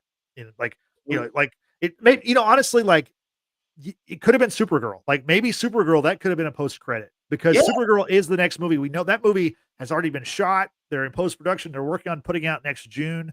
So maybe that's what they should have done. I think it worked. Supergirl worked better in the movie just because of how the movie ends with, and we'll talk about that scene a little bit, but I think that worked better, but I understand what you're saying because neither one of these scenes are that great. Yeah. Let's talk about the post credit, which is a joke scene. So the mid credit was kind of a sweet scene for families and stuff, and then the final scene is just a joke where Mr. Terrific and Superman are looking at a building that's was cracked apart, ripped open by Lex, and I guess we're supposed to believe that Mr. Terrific and the Justice King helped put these buildings back together as best they could. Well, the building is slightly off. It's not flush the way it should be. And Superman just points it out, and Terrific's like, come on, man. I'm doing the best I can, basically. What do you mean do? Tear it apart again and put it back together? So it's just kind of a joke scene. But I do think it's interesting that it was Mr. Terrific because he got a lot of shine in this movie. To me, that makes me think that he's going to be in something coming up, whether it's his own thing or he's going to show up in something else. That's how I interpret it. It was more of hey, we put a spotlight on this character and we think this character has, big potential. I don't know. What'd you think about the scene and the future for that character, maybe? As far as for the feature of the character, he's featured a lot in this movie. So just from screen time and lines, he was funny in this movie. He was featured more so than any other members of the Justice Gang. I mean, he's the one that helped save Superman. He's in the post credit scene. Yeah. That tells me he's going to be in future projects, which I'm fine with. I thought the guy who played Mr. River was great. Yeah. I think he did a good job. You know what I would have loved to see in a post credit, because I know James Gunn is I'm worried about creating moments where it might never pay off.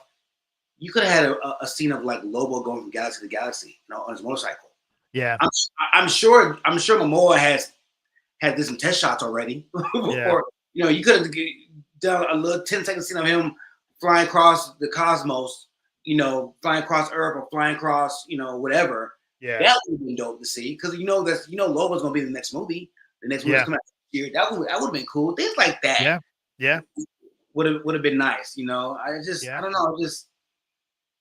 I could have got my car and went home. I just those next last 10 minutes.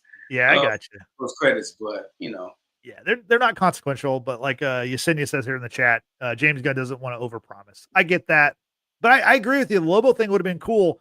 The only thing I can think about why you wouldn't want to do Lobo is the fact that Lobo is played by the actor who arguably was the biggest star of the previous DC universe, and his movie Aquaman: The Lost Kingdom was the final movie of the DCEU. So maybe that's the weird like rub of like if you show him, they're like people are like, oh, Aquaman, but he looks different. Like I don't know, like I'm just talking out loud here, but maybe that's part of it was like you don't want to show like who knows? Momoa may not have a big part in Supergirl. He might be kind of not a surprise, but he might not be like like the villain or like the sidekick of the movie. I'm not sure, but maybe that's what they were thinking.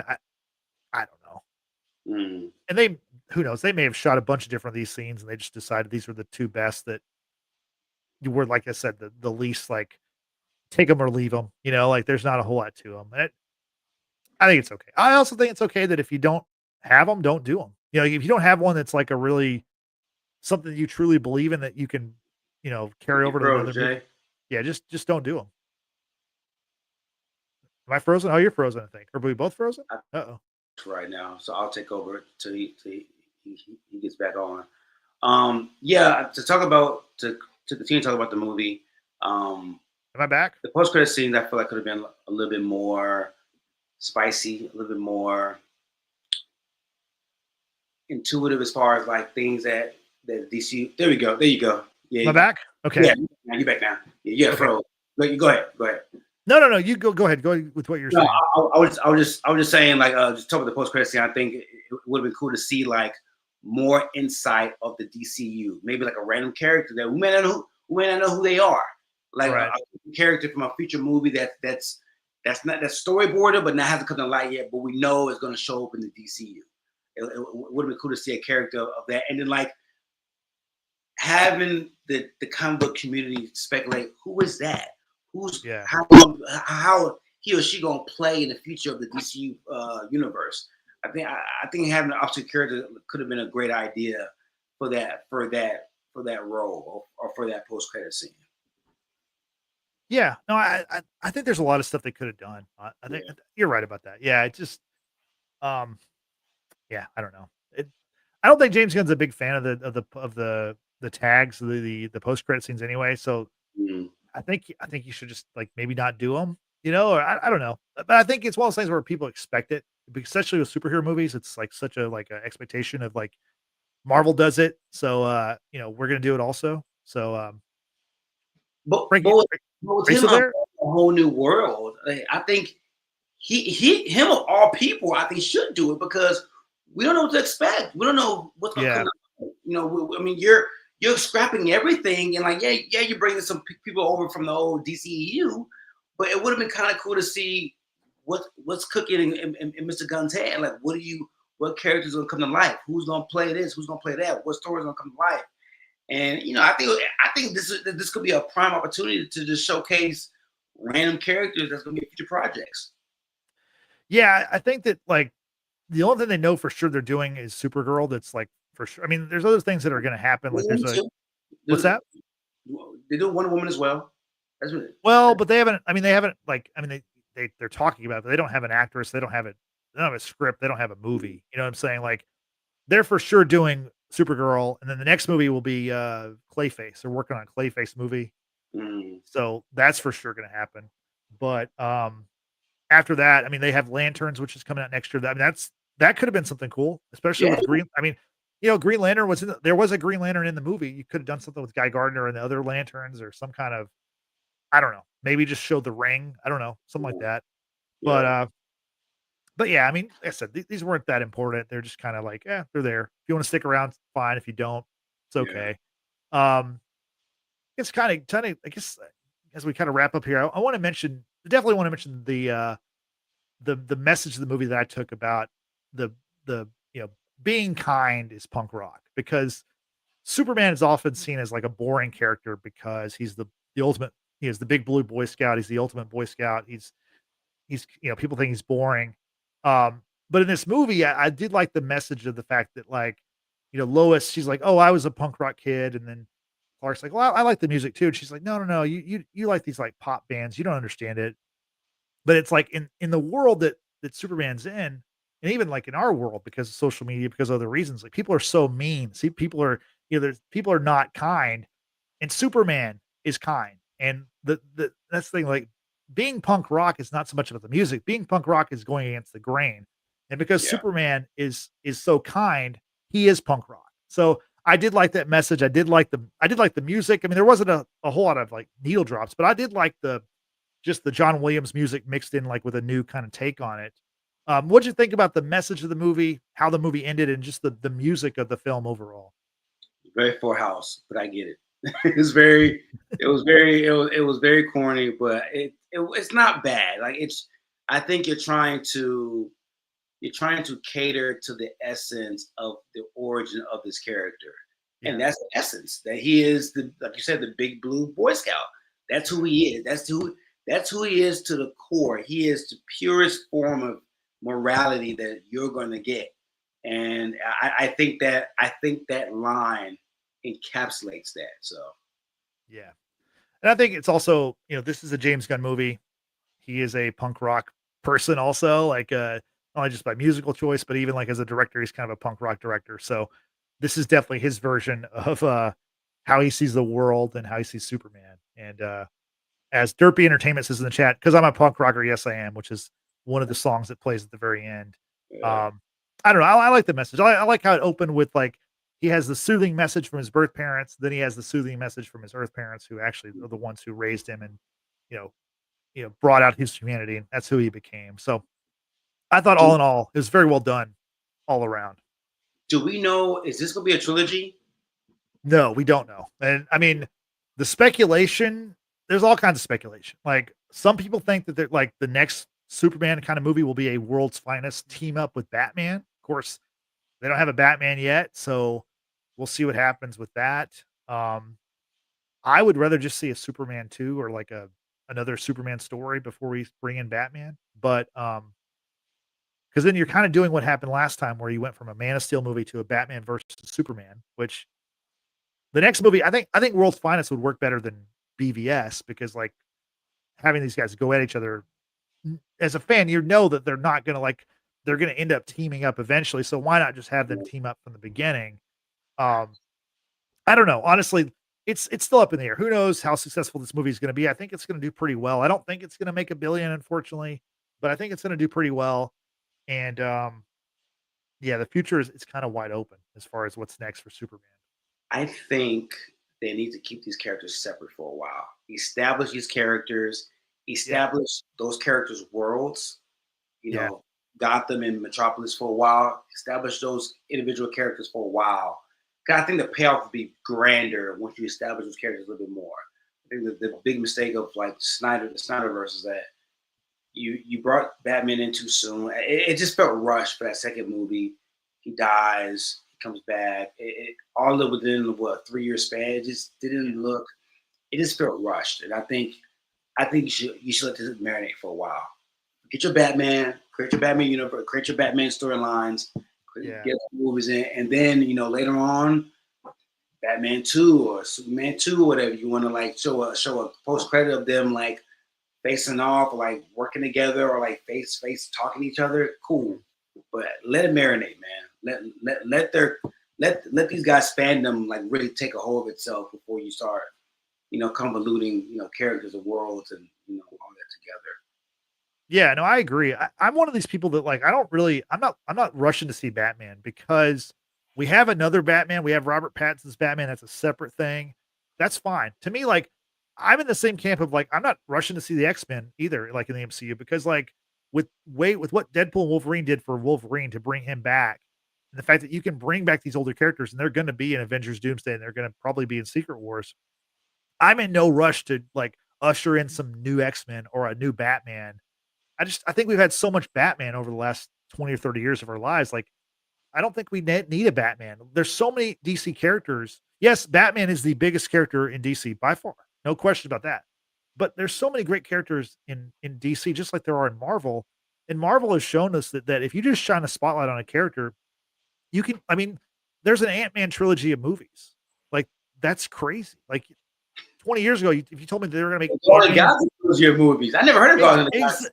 Exactly. Speaking of James Gunn, so it's like, why not utilize your other characters, build up the universe a little bit more before you add Batman? Now, speaking of Batman, there was a sign in this movie where it says Gotham City to the left or whatever. There was a street sign when they were evacuating the metropolis late in the movie. So yeah, so Gotham City is, I think it's going to be located in New Jersey, so it's going to be not very far from away from Metropolis's, in Delaware. So we may get a similar kind of BVS like across the bay kind of deal for the two cities, which I did not love that in BVS, but there is some like comic history to do that. So I don't know, we'll see. But as far as Batman, I'm in no rush. They may do like, they might do a Justice League movie where they introduce Batman. Who knows? Like um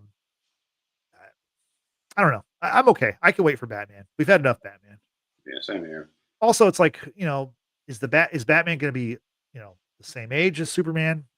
I think he's going to be older from what they said. Like, the talk was they were going to do like a Brave and Bold movie where it was going to be like Batman and then he was going to have Damian, his son, with him, which would mean you would skip over like 2 or 3 Robins, which I don't like that. Like, if we don't get Dick Grayson as Robin, I think we should get Dick Grayson as Nightwing. Like we've never had Nightwing in the movies. Like never. Is it gonna be one of those things where like in a Batman world he's been established? It's like, so if it's Damian, so you have to have Dick's Nightwing there, right? If you get a Damian Robin. I mean, you would think so, but there's been no real talk about Nightwing or Dick Grayson or even Jason Todd. So I don't know. I don't know what they're going to do. I don't think they've totally decided yet. I think it's been up in the air. I think that they're waiting on Matt Reeves to finish the script for the Batman 2, which he has done. That movie's coming out in October of 2027, so it's still a little ways away. 2 years from now? Yeah, yeah. So it'll be what, 4 years since the first Batman when it comes out? It'll be like over 5. Because that movie came out in March of 2022. Why is it taking so long? I mean, there's a lot of reasons. Like, apparently Matt Reeves has had some like personal issues. I think there's also stuff with the studio being like, I don't know that there's still a thought that maybe they're going to have Robert Pattinson's Batman join this universe, which I don't think would work. But given like stylistically, it doesn't look. I mean, I know it's Gotham. And like it's a different look from Metropolis, but like, yeah, Batman is so gothic. It's very dark. It's like darker than usual. It's very real. It's even more realistic than the Nolan movies. Yeah, yeah. It's super grimy. I don't know how that would contrast with this version of Superman and his. I don't know. Yeah, but then again, would it make sense to have 2 big screen Batmans running around in DC? I think people would understand. I think some people will never know. They'll never get it. They'll be like, "Oh, why isn't Spider-Man there to help them?" Like there are people who don't know the difference between. No, there are. Like, and I'm not really making fun of them. I get it. Like, it's not everyone is like plugged into this stuff like we are. But I do think that like if you have a Batman series that stands alone, as long as you make it clear that it is a different universe, it's an Elseworlds or it's a different take or whatever, it's not in the same universe. I think you can kind of do whatever you want. I really do. I mean, we had a movie with the Flash. There were 3 Batman in that movie. In Spider-Man, No Way Home, you had 3 Spider-Man in a movie. Now, granted, the MCU knows what they're doing in that respect, or they have in the past. But yeah, I think we can have 2 Batman as long as they don't cross over, or they cross over like in some kind of multiverse thing down the road. Whatever, who knows? Like, but I think the Batman. I think it is an issue for them trying to figure out what's next with that character. And I would just say like put Batman on the back burner for this universe and just carry on with the other characters. Yeah, I mean, you've had what, damn near 12 Batman movies since 1998, 1996. Well, the first was 89. So there's been a few. There was the four kind of Burton, whatever. Burton did 2 of them, but you had those Batman Forever and Batman Robin, Batman Returns. That's 4. Then you had the 3 Nolan movies. You've had, Snyder didn't have a Batman movie, but you had BVS, and he was in Justice League and other stuff. And then you've got the Matt Reeves movie. So we've had a lot of Batman. Like I said, I'm actually okay. We can pump the brakes on Batman for a little while.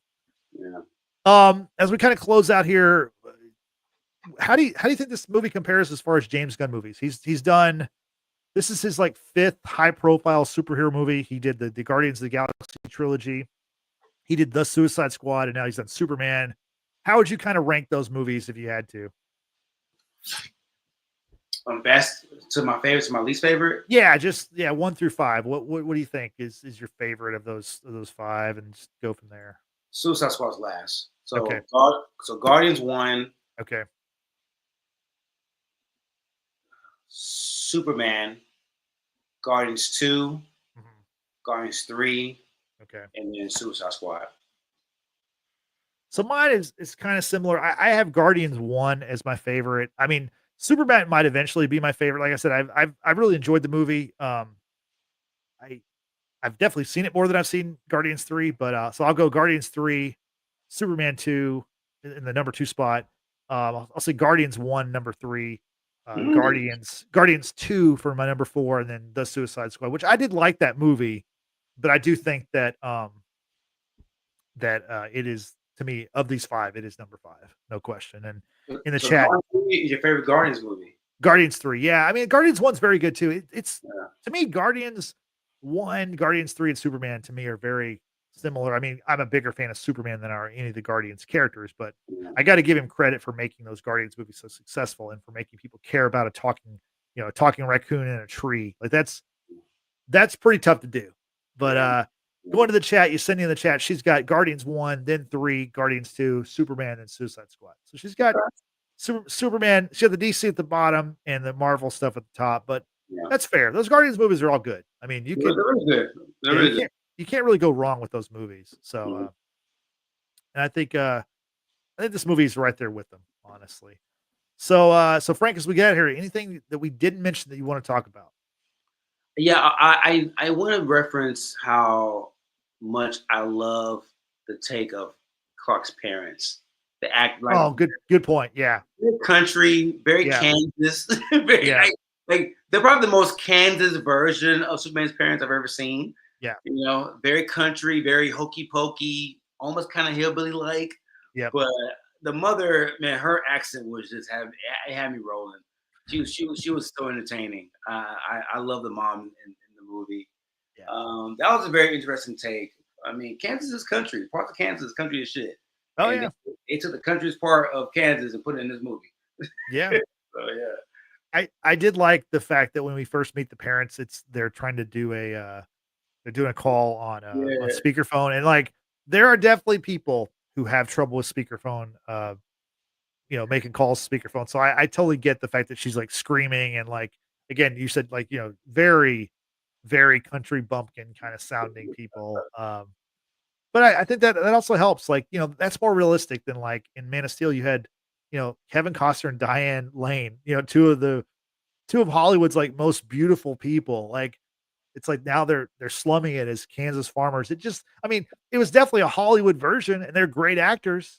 But like, to me, showing these actors that are in this movie, they are way more realistic. I think Neva Howell is the actress who plays Ma, and then Taylor Pruitt Vance plays Paul.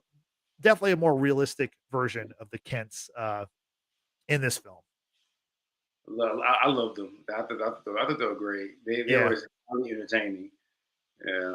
Yeah. Especially with Paul, Ken, and Clark. That was some more of the emotional moments in the movie I appreciated. Like that talk that he gave Clark on the steps. And and the mother making fun of the dad being so emotional all the time. Like that to me was more the hot, lighthearted stuff. Part of the movie that I really appreciated. Yeah.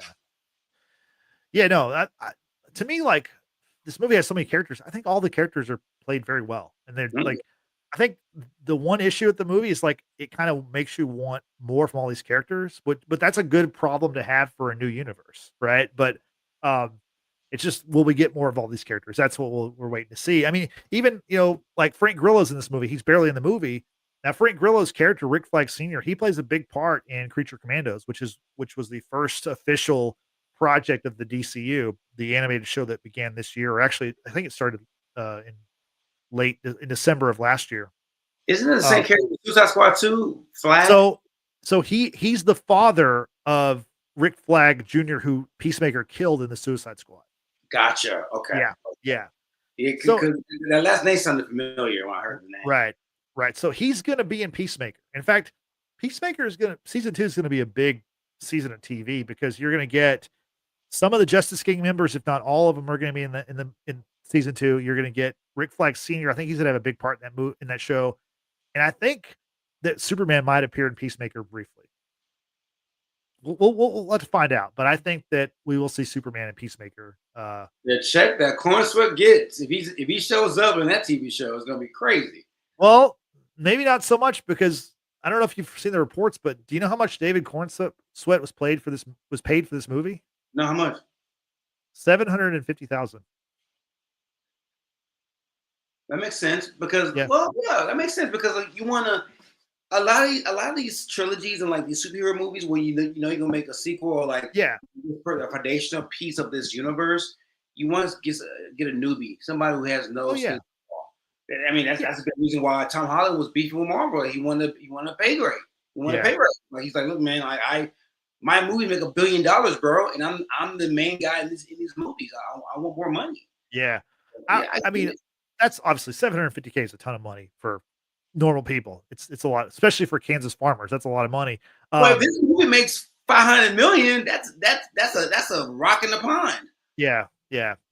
No doubt. Like, I mean, he's already been contracted for the sequel, but I'm sure if they make a third Superman movie or whatever they end up doing with Superman, like, he's going to end up getting paid. I thought he was, to me, I mean, obviously the movie's called Superman. It should be about Superman. I thought he was phenomenal. And that's my main takeaway is like, he killed it this movie. He's so great. And I hope he's Superman for a long time, honestly. I hope his agent worked out a deal where he gets like kickbacks on ticket sales and like merchandise and shit. I doubt for like you said, he's such a new actor in this this level that I'd probably not, but I'm sure in the future he's going to get paid pretty well. And yeah, so we'll see. I think he'll be okay, but I hope we see a lot more of David Corenswet as Superman. I hope we get a lot more Superman movies. I don't know. I came away hopeful after this movie. I mean, Superman's all about hope, and I have hope for Superman now, whereas in the past I wasn't sure when we would ever see Superman again or how we would see Superman besides on TV. Superman's always been great on TV, from Lois and Clark to Smallville to Superman and Lois. We've always kind of had a consistent presence on television, but the movies, it's been a little different. I mean, this was the first Superman movie since Man of Steel. I mean, or if you count BVS, which is to me not a Batman movie, not a Superman movie. It's more of like a Justice League, like pre movie or something. That was almost 10 years ago from BVS. So it's been a while since we had a Superman movie. Glad we got him back in theaters. Hope people are enjoying it. Frank, any final thoughts before we get out of here? I read something online few days ago. The guy who plays Flash on TV. I never watched the show, but gotcha. Yeah, he made a statement saying he would love to be Flash in this universe. I don't know if that was him just shooting the shit or like if he was actually in talks with Guns and DCU, but he showed interest about wanting to play the Flash role. Yeah, so I saw that too. It was Grant Gustin. He played the Flash on the TV series. I watched the first 4 or 5 seasons. Like I like the show, but it's one of those shows where like all of those CW shows besides Superman Lois, I kind of fell off of all of them. But I don't think that's probably going to happen. I mean, I think that was probably him just talking. I wouldn't mind if he were the Flash, but I think it'd be kind of weird if he were, because you're starting this whole new thing. I mean, could they make it work? They absolutely could. I don't think it's very likely. Honestly, I don't know that we're going to see the Flash that soon either because of how poorly the movie performed. I mean, I like the movie a lot. I like the story of it a lot, but it was a bomb for them, and that the perception of that's pretty tough to kind of get past. Also, I mean, to me, I don't know if they're going to be any rush to like have an Aquaman either because Aquaman was their big hit, and that's the stuff that's going to be kind of messy to when they kind of figure out how to bring the characters from the old universe. I mean, like Superman, Batman, you got to have those characters eventually, but the other characters you're gonna have to kind of be strategic in how you introduce those characters. So we'll see what happens with that. Um, Anything else you want to bring up before we get out of here? Yeah, I just wonder with this pocket universe storyline of how many people they're actually going to bring over from the last DCEU, or they're going to bring anybody over from the as far as like big screen. I know some of the smaller screen people are going like Peacemaker and some other people. I wonder how much of a storyline that's going to play into like who they decide to cast or recast or bring over again from the previous regime. The way I look at it, it's really like if James Gunn used them in his movies or his shows in the DCEU, there's probably a good chance they'll appear in the DCU. Everyone else, who knows? Like it's not. I don't know. I don't know that anybody knows that right now, except for maybe James Gunn. So we'll have to wait and see about that. I mean, I know we're gonna get a new Wonder Woman. We're gonna get a new Batman. We're gonna get a new Aquaman because Aquaman is gonna be playing Lobo. Jason Momoa is gonna play Lobo and Supergirl. So um, I don't know. I don't know who else would possibly be moving over besides some of the Suicide Squad people. I mean, I can definitely see those actors coming over. Harley Quinn would be interesting, although I don't think we're gonna. I think we're gonna see a new Harley Quinn. I don't think we'll see Margot Robbie's Harley Quinn, although she was in the Suicide Squad and she was a big part of that movie. So I don't know.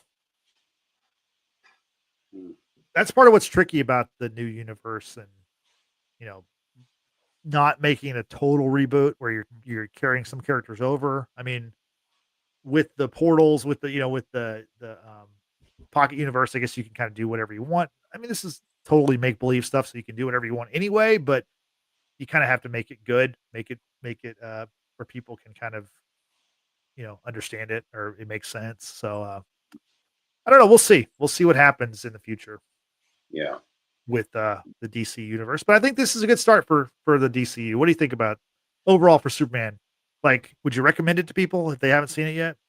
I would. I mean, I think for people who want to see a different look from what you previously saw, with the last iteration, it's a completely different iteration. It's not more of the same. Right. It's a fresh take, it's a fresh perspective. And I think just off of that, people should watch it and gather their own opinions about it. Yeah. Gunn is one of those guys. He's going to everything he creates has his own footprint. It's not copy and paste from like another director. It's his own fresh take of like the character and like everything's gonna be fleshed out and it's gonna bring a level of interest. Now, whether you like it or not, is what remains to be seen. Like because it's a very different Superman from Henry Cavill. It's more on brand with the comic books, especially like he went old school action comics with this Superman, very old school. So I think from that, people should just see it. I think kids will love it. I think it's a very, very kid friendly. I mean, very, very kid friendly, and I think they'll do well just off of that. Yeah, so. And I think that's part of the inclusion of Krypto is to get the family, get the kids to the movie, and I think it was honestly I really love the movie. I'm going to see it more in the theaters, even though hopefully it stays around for a while. Obviously, we have Fantastic Four coming in a few weeks, but I'm going to enjoy this movie as much as I can while it's in theaters. And I thought the flying looked great. I think this is a great version of Superman. Just I'm looking forward to seeing what's coming next. So Frank, is that anything else you got? No, I'm good, man. I'm good. Yeah. Yeah. So go ahead. No, I was gonna say great pod. Yeah, great topic. Yeah, no, it's fun to talk about this one. So now you know what we think about Superman. We want to know what you think about it. And the best way you can do that is let us know in the chat or in the comments section below. Want to shout out the people who are in the chat today. King B Johnson, of course. Thanks for being here, King B. We had Derpy Entertainment join us. He's our new subscriber from a few weeks back. Appreciate you join us for the pod. And of course, Yesenia, thanks for all your great comments in the chat. Yesenia, we really appreciate it. You know, we do this show live on YouTube, but we're also on podcast platforms. So please check us out on Spotify and Apple Podcasts. If you could subscribe there, give us a like, give us a follow. If you have time, maybe a quick 5-star review, that really helps us out. We'd really appreciate it. But yeah, we appreciate everybody for joining us, checking this out. This was my most anticipated movie of the year, and I wasn't disappointed. So I'm looking forward to what's next, and hopefully you'll join us for what's next. So for Frank, I'm Justin saying thanks for watching. Thanks for listening. We will see you next time. Have a good night. Bye-bye.